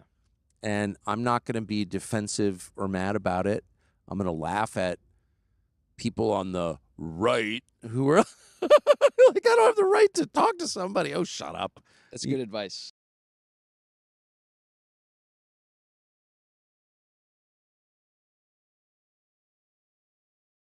Apologize, I was muted. I just wanted to move that first. They go back on the chats here. Jamie, thank you very much. I appreciate you for sharing the link in Chris's Discord. They may or may not like it, who knows, but I appreciate that very much. Hopefully I can hit the 1,000 mark here soon. And TNT saying, maybe if I get a jacket with elbow patches, Tucker will come over and chat with me. Very possible. He'll recognize. Very, very exquisite. Very, very. What's that word, man? Demure, right? Like, I'll talk to that guy. Is he talking about Joe Scarborough? Spelled that way wrong. Yes, you did. Yes, you did. No, I think that that entire conversation actually revolves around the fact that there is a big gatekeeping group of conservatives that exist on the right wing, who hold those who are like not consistent with their free speech principles, as they would be. Same thing, like if they, people are banging on their chest, like debate Kamala needs to do this, come out in the open, platform these people. But then these people, it's like, no. I think free speech absolutism is actually a very rare principle. I think it actually doesn't really hold true to any party. I think it's obviously a lot more existent among the right wing, but I think there are still certain topics that they would violate that principle for, and they would say, hey, no, specifically, namely Israel being one of them, or influence or AIPAC or anything that Thomas Massey or Dave Smith, or Jake Shields would want to talk about, that people kind of have questions about. And I think Tucker Carlson's followed his old model of like, I'm asking questions. I'm curious about this. This doesn't make sense to me. And you've watched as he's gone from like very beloved, and still beloved to me. I think he's a great interviewer. He does really good jobs. To now there's sects of the right wing who, because he interviewed somebody they don't like, it's now it's smear him. You should have never platformed that guy. So it's not even like with the Jeffrey Sachs thing. I mean, this goes back to even with Martyr Made, who Martyr Made is a individual who makes like super long podcasts that do historical breakdowns. He's a very good podcaster. I believe some of his episodes are literally like multi-hour long. I mean, I'm talking like 10 to 20 hours, sometimes very extremely long. And they're like historical breakdowns. But they didn't want him on because Martyr Made had an opinion where he thought that Winston Churchill was actually the chief villain of World War II and doing things that challenge like the post-war consensus and a lot of the ideas we've had that come from that too. And it's just very consistently obvious, I think, to me, who's been active in this space for over a year now. I've seen the way that the cards kind of lay on the table. And I think a lot of the times it's the same kind of actors doing the gatekeeping. And you see it even with like the whole woke right thing that comes from like James Lindsay, Constantine Conan, Seth Dillon from the Babylon Bee, who have like a very strong opposition to like Christian nationalism. That's why they pick on guys like Joel Webben, Stephen Wolfe, who's the author of A Case for Christian Nationalism, and a few others who I'm probably not thinking of right now. But they oppose those ideas. I mean, Orrin McIntyre, Andrew Torba, large figures who are in the conservative space who have kind of definitely moved, whether they were there already, but they're definitely to the right of most of the mainstream conservatives, who kind of find themselves at odds, especially when it relates to Christian ethics and framework, and as well as how it comes to have the political application of such too. So, oh shit, Demir. I couldn't think of it. I almost couldn't think of it. I know that's like a TikTok term from a TikTok video that went viral. And House is saying they all get paid by Influenceable to parrot GOP talking points, and that is correct. Influenceable is the one of the larger corporations. I don't know if it's corporation, organization, whatever you want to call it, that paid other influencers to attack Nick Fuentes and smear Nick Fuentes. They've done it to other people as well too. But most notably, they were like pointing. There was like a flyer I saw a few months ago that showed how much people were getting paid per post to like attack Fuentes and talk about not platforming him, say these things, fed jacketing him, all these different things, right? And imagine like taking money from a company called Influenceable to say things and be paid for sentiment. And that's something I think too is kind of wild. Like they a lot of people like on X, for example, gaming companies like Stake and other places, like they'll get in trouble for not having an open disclosure, like that it's like a paid ad. Well, I think that there needs to be something put in place that's like, if you're being paid to kind of parrot or give a sentiment about a specific thing, that should also be disclosed as well, especially if it's used in any kind of like marketing or any kind of like any other kind of monetizable operation. Because I'd rather not know that you're trying to like slyly sell me some kind of gambling product. I can kind of like make that out. I think a lot of people would know when they're being sold something. But when it comes to ideas, right? And it's like, say you're the person A and you're getting paid, $150 each time you say like these 3 lines. Well, then I think that needs to be disclosed, right? Because I think most people would want to know, like, hey, this person doesn't actually think this, or the way that they're specifically saying it is because they're being paid to do so. They're being paid to be influenced. And again, there's a lot of like logistical problems that lie with that too. But just to make a point there, right? It's like you didn't disclose that ad. It's wrong. But when it comes to like sentiment, I would rather it be there, right? I'd rather somebody have to be forced to say, hey, I was paid to say this. I was paid to tell you this.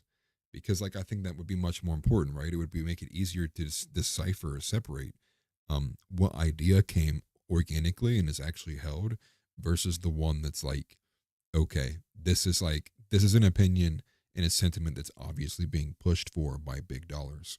And I think that not just on the right, I think that it should exist all over the political spectrum, and obviously would make everything a lot more transparent. And I think if the ultimate goal here is for people to make informed decisions, you could never really have enough transparency. I think that's something that we should have to move towards. So in the same light though, too, I wanted to highlight the fact that Dave Smith is someone who I actually have come to respect quite a lot. Although I disagree with a lot of his libertarian ideas, I think him and Andrew Wilson had a pretty solid debate on that specifically. Let me go ahead here. Dave Smith, I would do it for my country. That was the right tweet that I wanted. Because somebody said the country needs a Ben Shapiro and Dave Smith debate. And Dave said, I would do it for my country. And obviously this will be reflective upon the Israel-Palestine conflict, as well as everything else that kind of stems from that AIPAC influence, not registering as an FRA. So much that goes with that. I think Dave Smith is a fantastic debater, and I think that's why I think he would be someone who would be up for the task. I can't see it happening, though. I can see that if I did see it happening, I can see Dave Smith being smeared, being called everything we saw earlier, being what's the word? Anti-Semite, whatever you want to fill in the box, right? He would be getting called that. But I bring this up because, again, the main point I want to bring here is the fact that I think that these ideas among the right wing, or those who are even right leaning, who don't agree with establishment conservatism and mainstream conservatism, it's reaching critical mass. And I think that's also a product and consequence of X being as allowing, and it's not completely free speech, but it is a consequence of X being as open and allowing as much discussion compared to any other platform that exists out there. And I think for that reason, it's allowed that kind of further right, dissident right, alt-right, whatever you want to call it, to gain a much more stronger foothold in the conversation. and thus you then get sentiments pushed that otherwise didn't exist in the political ecosystem, just like 4 or 5 years ago. And although they did exist, existentially, they didn't exist in like the public sphere, and people were less likely to kind of like engage with them, knowing that obviously it's like my YouTube channel will be at risk, my whatever will be at risk, my reputation, I'll lose my job. But X has kind of stepped in and filled that gap. TNT says that's why I don't care about tenant media. Nobody said anything they haven't said for 5 years. Yeah, it's what you see those funny posts where it's like hottest take of 2025, and it's like there's two genders. It's like, dude, we've been fighting this battle for way too long for that to be like the hottest take somebody has as a conservative host. We got to move. We got to gain ground, right? We've lost too much to the left. And I think what's crazy is like that kind of fell out of the news cycle almost immediately. I think I saw it recently because of the discovery on Lauren Southern. That's what uncovered the fact that she had an affair with Destiny, and a lot of other really dark things regarding Lauren Southern. And I want to say this for the record too. I was always right about Lauren Southern. If you watch previous videos of mine, I said like almost like 9-10 months ago that I knew that she was a subverse, like she was a subverse, right? Like her whole, everything that she was to inject this kind of like softcore feminism into the conservative movement. She didn't speak to true conservative ideals. She played that kind of girl boss game. And I thought most of what her entire platform was specifically to be a gatekeeper of what is allowed in conservative media. And obviously you get someone like that out of the space, her audience has to go somewhere.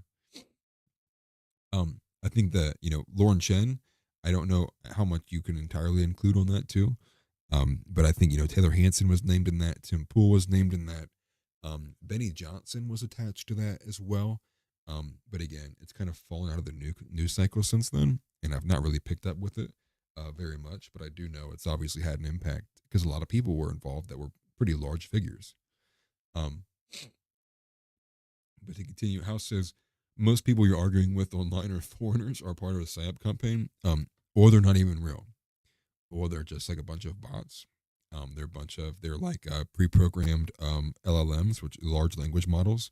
They're probably given the backbone of like a Chat GPT, or a Bard or a Gemini, or insert any other kind of large popular language model. And they're kind of trained to a specific point. This is what you respond to when this person says this. This is what you respond when a person says this. And again, they'll probably set up an ATS where they'll automatically, like someone will post something, and it'll kind of have like the specific tag words, and then that you get an automatic response that says, here's counterpoint to everything you said. So, and then, there are definitely, there's foreigners out there doing it, probably being paid, who knows how much, like 50 cents an hour, or even something along those lines to make it a bit more real. But yeah, a lot of it is very psychologically operative. And I think that gives credence to like the dead internet theory, like how much is truly real organic thought and how much is actually people being paid to say these things, and how much is it a robot and it's like literally just not a real person, and it gets hard to tell the difference. TNT says nothing would be gained by that debate though, just clips for people to comment on. Well, I think there's always something to gain from the debate. And here's what I would say. Forgive me, I'm like about to sneeze and I'm just won't. It's not to convince Dave that he's wrong, and it's not to convince Ben that he's wrong. It's to flesh out ideas that are otherwise not talked about very much at all in the public eye. For an audience of people, for two people obviously who have pretty large audiences, to force the audience to think about things they may have not heard or thought about in the logic sequence that they've heard from the opponent, the opposition. Forgive me. I think, especially when it comes to something like that, because I think that's one of those subjects and topics where people kind of have a very bought and paid for packaged opinion on. I think hearing somebody, even as kind of not explicit as Dave Smith is on the subject, challenging Ben on a lot of what that narrative has been, is ultimately good for the audience to at least provide enough doubt that what they're being said is truth. Forgive me, man. I'm about to sneeze, but it won't come out. It's making me very sad. I don't want to sneeze on my equipment. Um, but that's why I think that it would be good ultimately, like for the audience. Especially if it's something like they're not involved with very much, but they're like, ooh, Ben Shapiro, Dave Smith debate. I'll watch that. And then it's all it really takes, right? It's enough to like doubt. Because if you doubt one thing, then obviously you go, hey, well, maybe the other thing that they said isn't all that truthful too. Also, thank you for being here, Warrol. I will catch you later.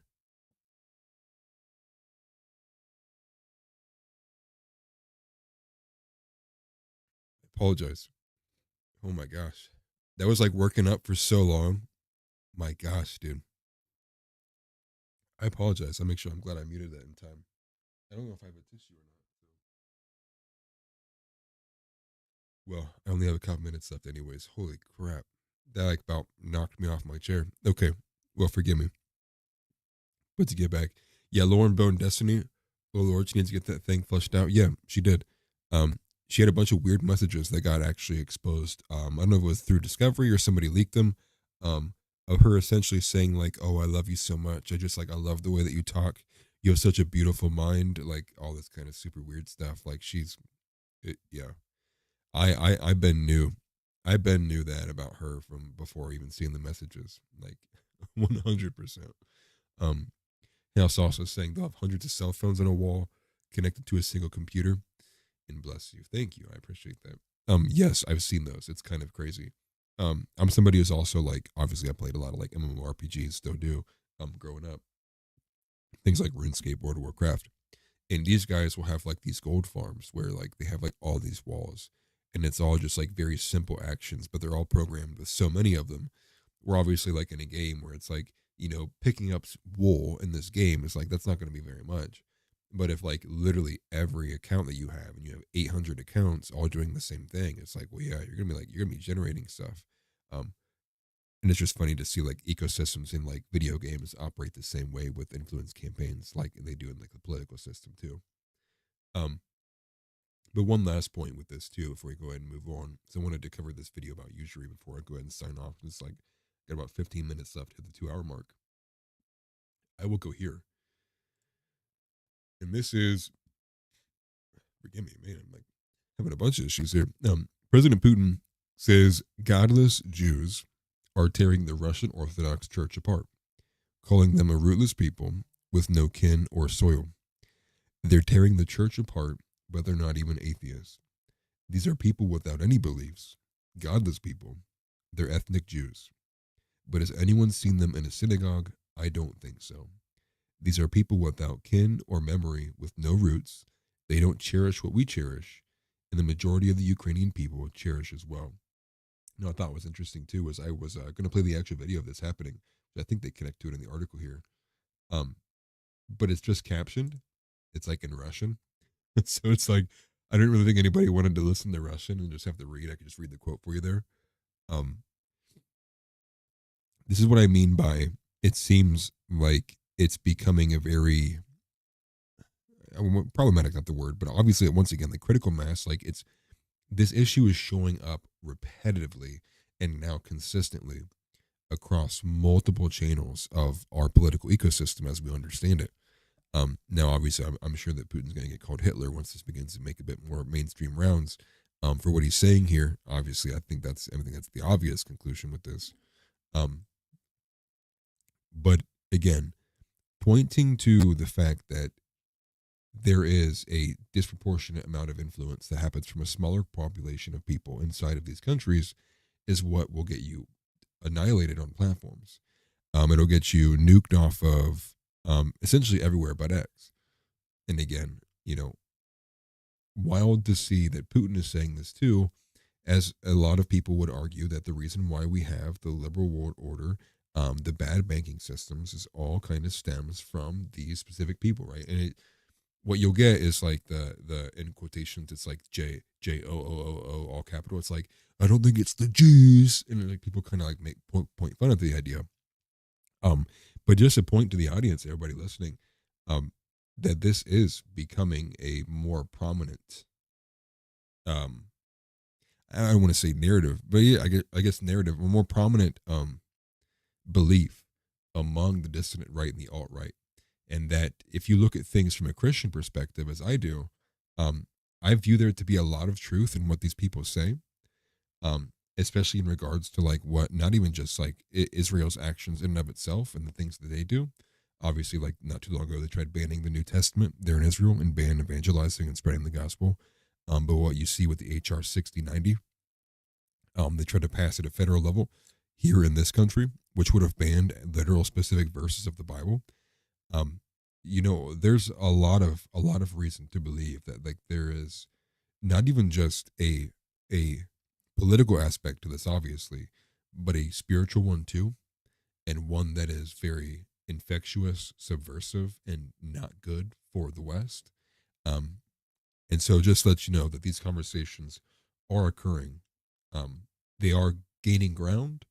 And now when they do begin to hit much more critical mass, it will be hard to kind of box all of these people into the "you just hate Jews" box. It will begin to have to actually tangle with some of the ideas and evidence and information that's presented.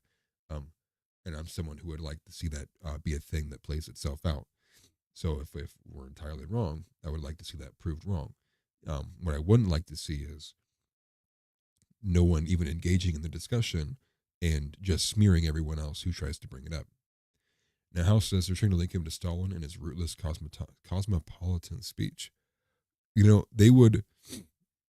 going to do everything they can to obviously demonize the opposition. And when it comes to the Ukraine and Russian conflict, that's the larger kind of battle there stems in the fact of what they want to do with Ukraine, all the embezzlement, the corruption of Ukraine, the fact that it's like a kind of like a dictatorship or like a retail dictatorship right now, like kind of like pausing their elections and such. And then, how dare Russia ever oppose the United States and Ukraine and following this narrative of like the oppressed versus the oppressor, like, oh, aren't we past the age of conquest? And then failing to mention that, like, we know we're breaking our promises. We told them, like, we would never encroach on the borders of NATO, pretending like other countries don't have a reason to oppose us. And again, this goes along with the earlier talk of, like, you can hold the idea and be like, hey, the American empire, the nation building, is definitely enough for people who are not aligned with us to oppose us for the kind of endless warfare, the endless wars, the military industrial complex, because from the outside looking in, you would be like, dude, America's just like literally bombing everyone it can because they can, to uphold things like their dollar, and obviously to enforce different sentiments around the world, with things like, the liberal world order and trying to like pretend that like we can just go into another country, bomb the living crap out of it, and then be like, hey, now everybody gets to vote. You're all equal here. Here's your own version of your constitution. Like, have fun. Like, it's just not going to work. You just can't force that kind of culture onto people. Just not how things work. House says all of the politically persecuted Soviets who Stalin expelled were Trotsky's followers. Yeah, that's the I believe. Oh man, there's so many groups among this. Like like I think they're literally called like the Trotskyians, and there's like a lot of groups that are specifically in that fold, right? Like stemming down from like Bolsheviks, Frankists, Trotskyians. I'm probably forgetting a few too. I got to brush up on my historical perspective there when it does relate to the Bolshevism and the roots of like where a lot of this does come from pre-World War II. And again, I will say to everybody in my audience, the reason why I approach it the way I do is because I have like within the last 6 months began the kind of revelation and had my eyes open and been red pilled, say what the Gen Z people say, on these specific issues, that it's really a lot to take in all at once. And obviously with it being so politically unpalatable to even talk about on these platforms, it's like it makes it even rougher to try to explore and navigate the way that my kind of perspective and ideas were challenged. Um, but I'm slowly and surely reaching the conclusion that there is a lot more solid evidence that backs a lot of what's being said. Um, and I think a lot of it's very visible when you do connect the dots. And House Leo says these people became the neoconservatives and are the far left intellectuals. Right. What do they call it? It's like two birds, two wings of the same bird. You know, it's like they could be on both sides of the political aisle, but it's like if they all have the same kind of directive, right? Two wings of the same bird. And that's kind of what we see here. So signing off, we only have 7 minutes left. I did promise that I would watch this video. We didn't get to the conservative thought stuff, which I thought I would. And I probably can go a lot more harder because I've been one of the most anti-feminist and anti-conservative feminist in the entire movement. I even got one of my earlier videos on YouTube from Calendargate got notified and was watched by a affiliate from the Daily Wire. I thought I was going to have something that was going to be pretty cool with that because they liked how I was saying it. And then they later found out that I disagreed with Ben Shapiro and Israel. And next thing you know, I got smeared by them and they lied about me. It was kind of a wild experience to have happened to me. But that was one of the first things that kind of opened my eyes to that. It's one of the larger accounts on Twitter too for the Daily Wire. It's the No Soup for Knowles account. It was specifically in regards to like some kind of manosphere issue. And it was crazy because like 2 or 3 days later, it might have been longer than that. We had messaged about her inviting me onto a space to give some of my ideas on Calendargate. And then she immediately smeared me in a couple of days after that because I disagreed with her on something else. Crazy experience to have happened to you. I wonder if anybody from the Daily Wire is watching you right now. Since that actually happened, it'd be curious and fun to see, or if they'd actually, followed up to see where I was at with that. But instances like that have happened to me that I've seen happen to other people as well. That really kind of opened my eyes to this too. So we'll end on this video, which I think maybe a lot of people don't even realize is a thing. I didn't know it was a thing. I've heard people talk about it, but to hear Matt Kim talk about it too, and Matt Kim is also another large individual in the political ecosystem as a commentator. I don't know who Agile Peter is, but I do know he's like a venture capitalist. And this is from Arthur Quan Lee. It's probably like on his fifth or sixth account now, being banned for the same kind of reasons.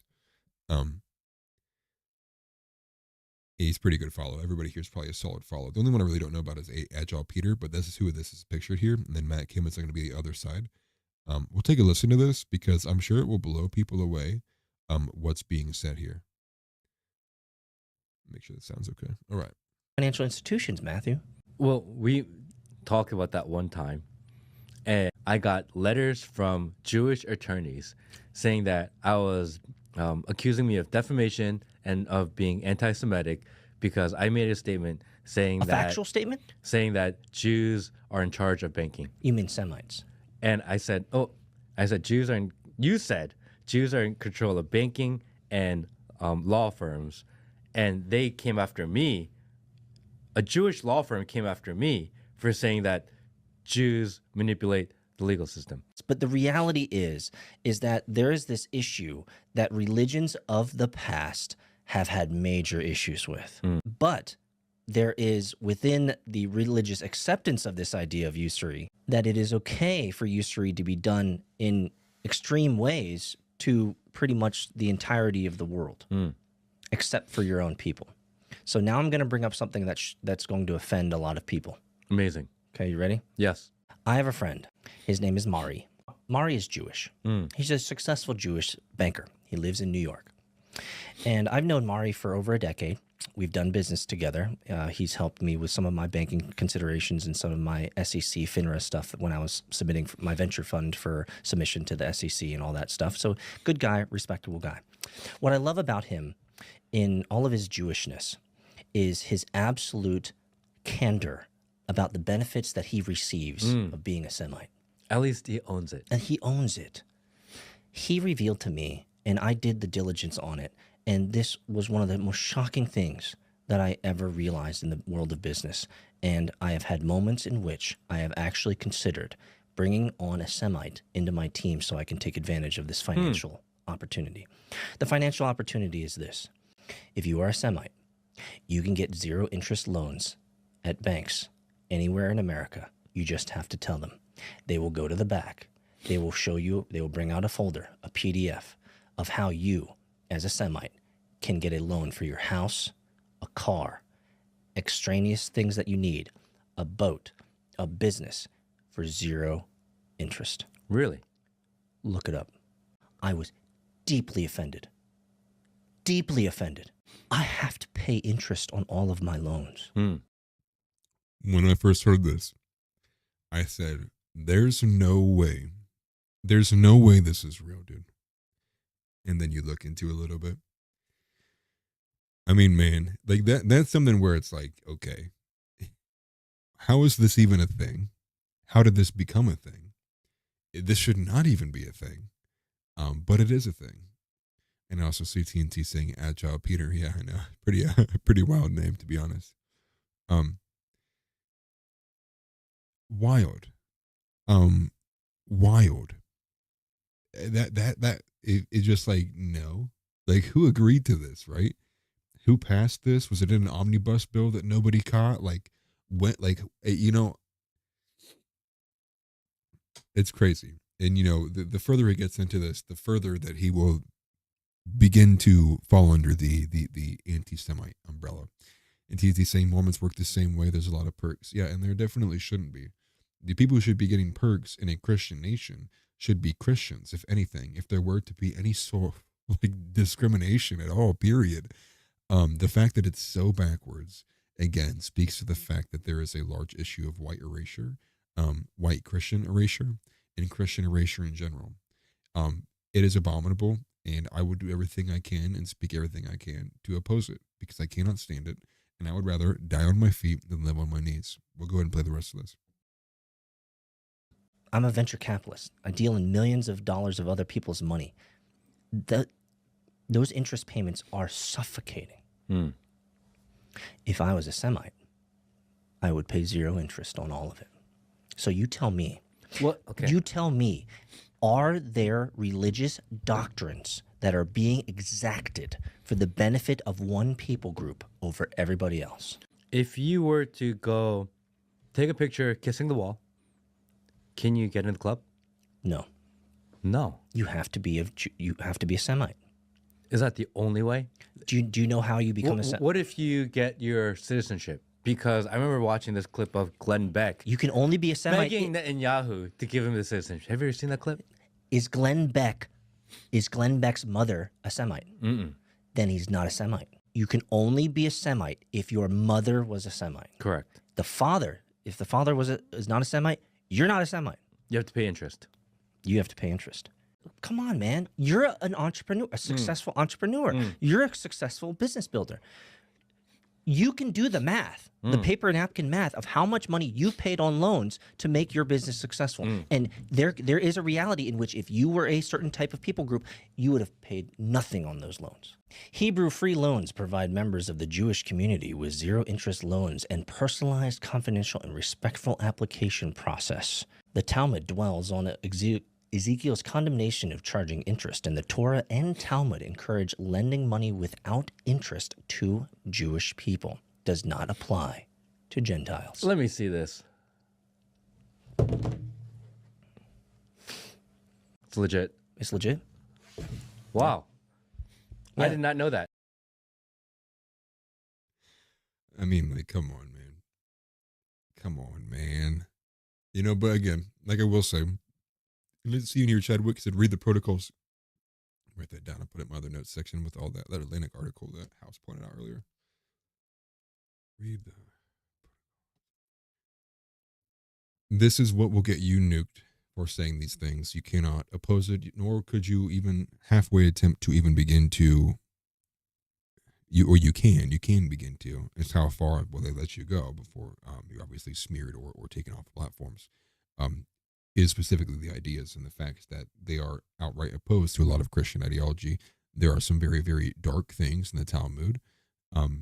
People always say like, yeah, you read like 2 verses out of Talmud, you don't understand it. It's like 400. There's like 400 books in this Talmud. Like, I think most people from the basis of the fact that they deny Jesus Christ. That's one of the large separators of the religions. In fact, it's the biggest. It is the one thing that we can't disagree on. I think, obviously, the point does stand that people who are of the different religions, right, whether you're Islam, you're in Judaism, or you're in Christianity, you don't think that your religion is wrong, when there's reasons for that. But I think when it comes down to the root of everything, you look at the fact that we are a Christian nation. I think that we should operate from Christian principles as pragmatically and idealistically as we possibly can. I think that is the direction this country should be. It should have stayed that way. A lot of tolerant Christians before us let their guards down and have allowed for a lot of these things to take place.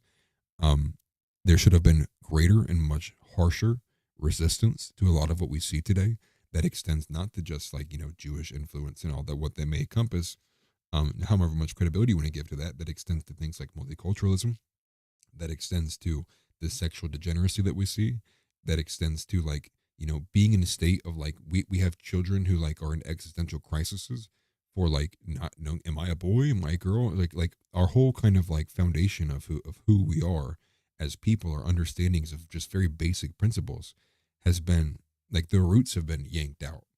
And we're battling a battle of like that should have never even taken place in the first place. And again, just a smaller, shorter argument for why I am a Christian nationalist, and I just wanted to highlight that too, because again, I think that the more people talk about this, the more that we can actually dive into it, and I think free speech is the best solution, the marketplace of ideas. Obviously, if these things are wrong and there's good reasons for these to be, and you can provide evidence for such, well, then that should be what's allowed, because that's what we should be doing, is discussing all these ideas. What shouldn't be happening is people getting censored for even dare mentioning or criticizing, especially given the fact of where we are as a people. I am a free speech absolutist. I think all things should be aired out in the open. And again, transparency is the best cure for all, right? Having the clarity to make the choices and being able to read and understand everything without it being jammed and influenced on one side. It allows for things like this. And then people, again, when you have a lot of kind of a monopoly on larger kind of like conservative thought influence and thought leaders, like places like the Daily Wire, who will instantly snuff and scoff at people who try to even attempt to broach these kind of principles or ideas, like people like Elijah Schaefer, Jake Shields, Nick Fuentes, Dan Blazerian. You can go down the line, even Dave Smith here recently, Candace Owens. No, it's like you're out, boom, done. You're not carrying the water for us anymore. You can't say that. You said the thing that can't be said. You're out. It doesn't need to operate that way, and it shouldn't operate that way. House Lutardo says, if the American people ever allow private banks to control the issue of currency, first by inflation, then by deflation, the banks and corporations that will grow up around the banks would deprive the people of all property until their children wake up homeless. Thomas Jefferson. And that is completely correct. The banking institutions have been, in the way they've operated, ever since, they essentially kind of convinced, I can't remember what, the big fight, I think it was Andrew Jackson was the one who fought it the hardest during his era. He kind of saw right through what the banking and fiat currency was going to play out to be. It's the reason why he was like, he had multiple attempts on his life. It's rather unfortunate, because it seems like, there's almost like the sentiment that we prop up these problems to be just too big to solve, and we got to figure out all this other stuff too. But I view that a lot to be, you can only treat the symptoms for so long before like you will die of the rot that's underneath. It will wholly corrupt, and there's no saving anything at that point. Now, maybe we've already reached that point and there's no coming back. There's no kind of repealing or healing. But I'd at least like to try. Because I think this kind of never-ending battle of constantly losing ground to ridiculous leftist progressive ideology, only to further subvert conservatism to the point where now where it sits is literally not, it doesn't really embody anything that's Christian at all, besides like basic tenets that you can find in other religions, which outright just doesn't make it Christianity at all, just makes it some kind of spiritual thing or feel good thing. It just, man, it's one of those things again where, just me kind of talking like this, even as politically correct as I've been, talking about stuff like this, as I am right now, is enough for, what's the word? For me to be smeared, for people to tell you not to listen to me, or for me to say I'm parroting conspiracy theories, for me to be called a Nazi, for me to be called an anti-Semite, for me to be called a radical and extremist, all of those things. And again, that's just from the lens of looking through with modern sensibilities. 1913 was the start of the Fed. Yes, 1913, and I can't remember when Andrew Jackson was president. I have to look that up real quick. But I know Andrew Jackson was one of the first presidents who fought staunchly against the way that the banking corporation corporations were existing and how they were trying to infiltrate inside the government. But with that being said, though, I appreciate everybody for being here. I went a little long. I once again, I put too much on my plate. I didn't get to cover the conservative thoughts. But again, there is a problem with the fact that there are too many conservative females that literally exhibit all of the fruits of feminism. They sexualize themselves for influence, then say some of the stupidest things I've ever heard in my entire life. All at the same time kind of pushing this broken idea of marriage, not talking about things like family court. You get Charlie Kirk trying to cuck men financially with this emasculatory approach. Again, halfway speaking out for the Bible, halfway kind of omitting a lot of the stuff that goes along with patriarchy. So much to be had there, but too little time. I appreciate everybody for being here. Great audience. I appreciate all the chats. Thank you, House, TNT, Chadwick, Jamie, Kukla, everyone who was here. I probably missed a few too who might have been here earlier, and people who didn't end up coming or didn't have time. It's been great. I was glad I was able to host this solo and do it all by myself. But again, now you can probably understand why I choose to kind of self-censor myself when I am on Warrol's channel. A lot of these things they do fall into the realm of threatening the monetization for Warrol. And he's worked himself up to get the subscriber and the fan base that he's had, and it's not even a lot of people who probably would even agree with the ideas that I have. So I wouldn't take it as a chance to kind of like nuke something that he built, which is why I'll kind of hold that position. And I'll freely talk about on my X and anywhere else that you find me. But yeah, thank you very much. I appreciate you guys. And with that, everybody have a Merry Christmas. Please be safe driving. I don't know if you live in an area where it's snowing or not. But always be safe. Don't get the road rage. It's never worth it. And everybody have a Merry Christmas. I will see you on the other side. Take care. Christ is King, by the way. Can't forget that. Christ is King. Good night.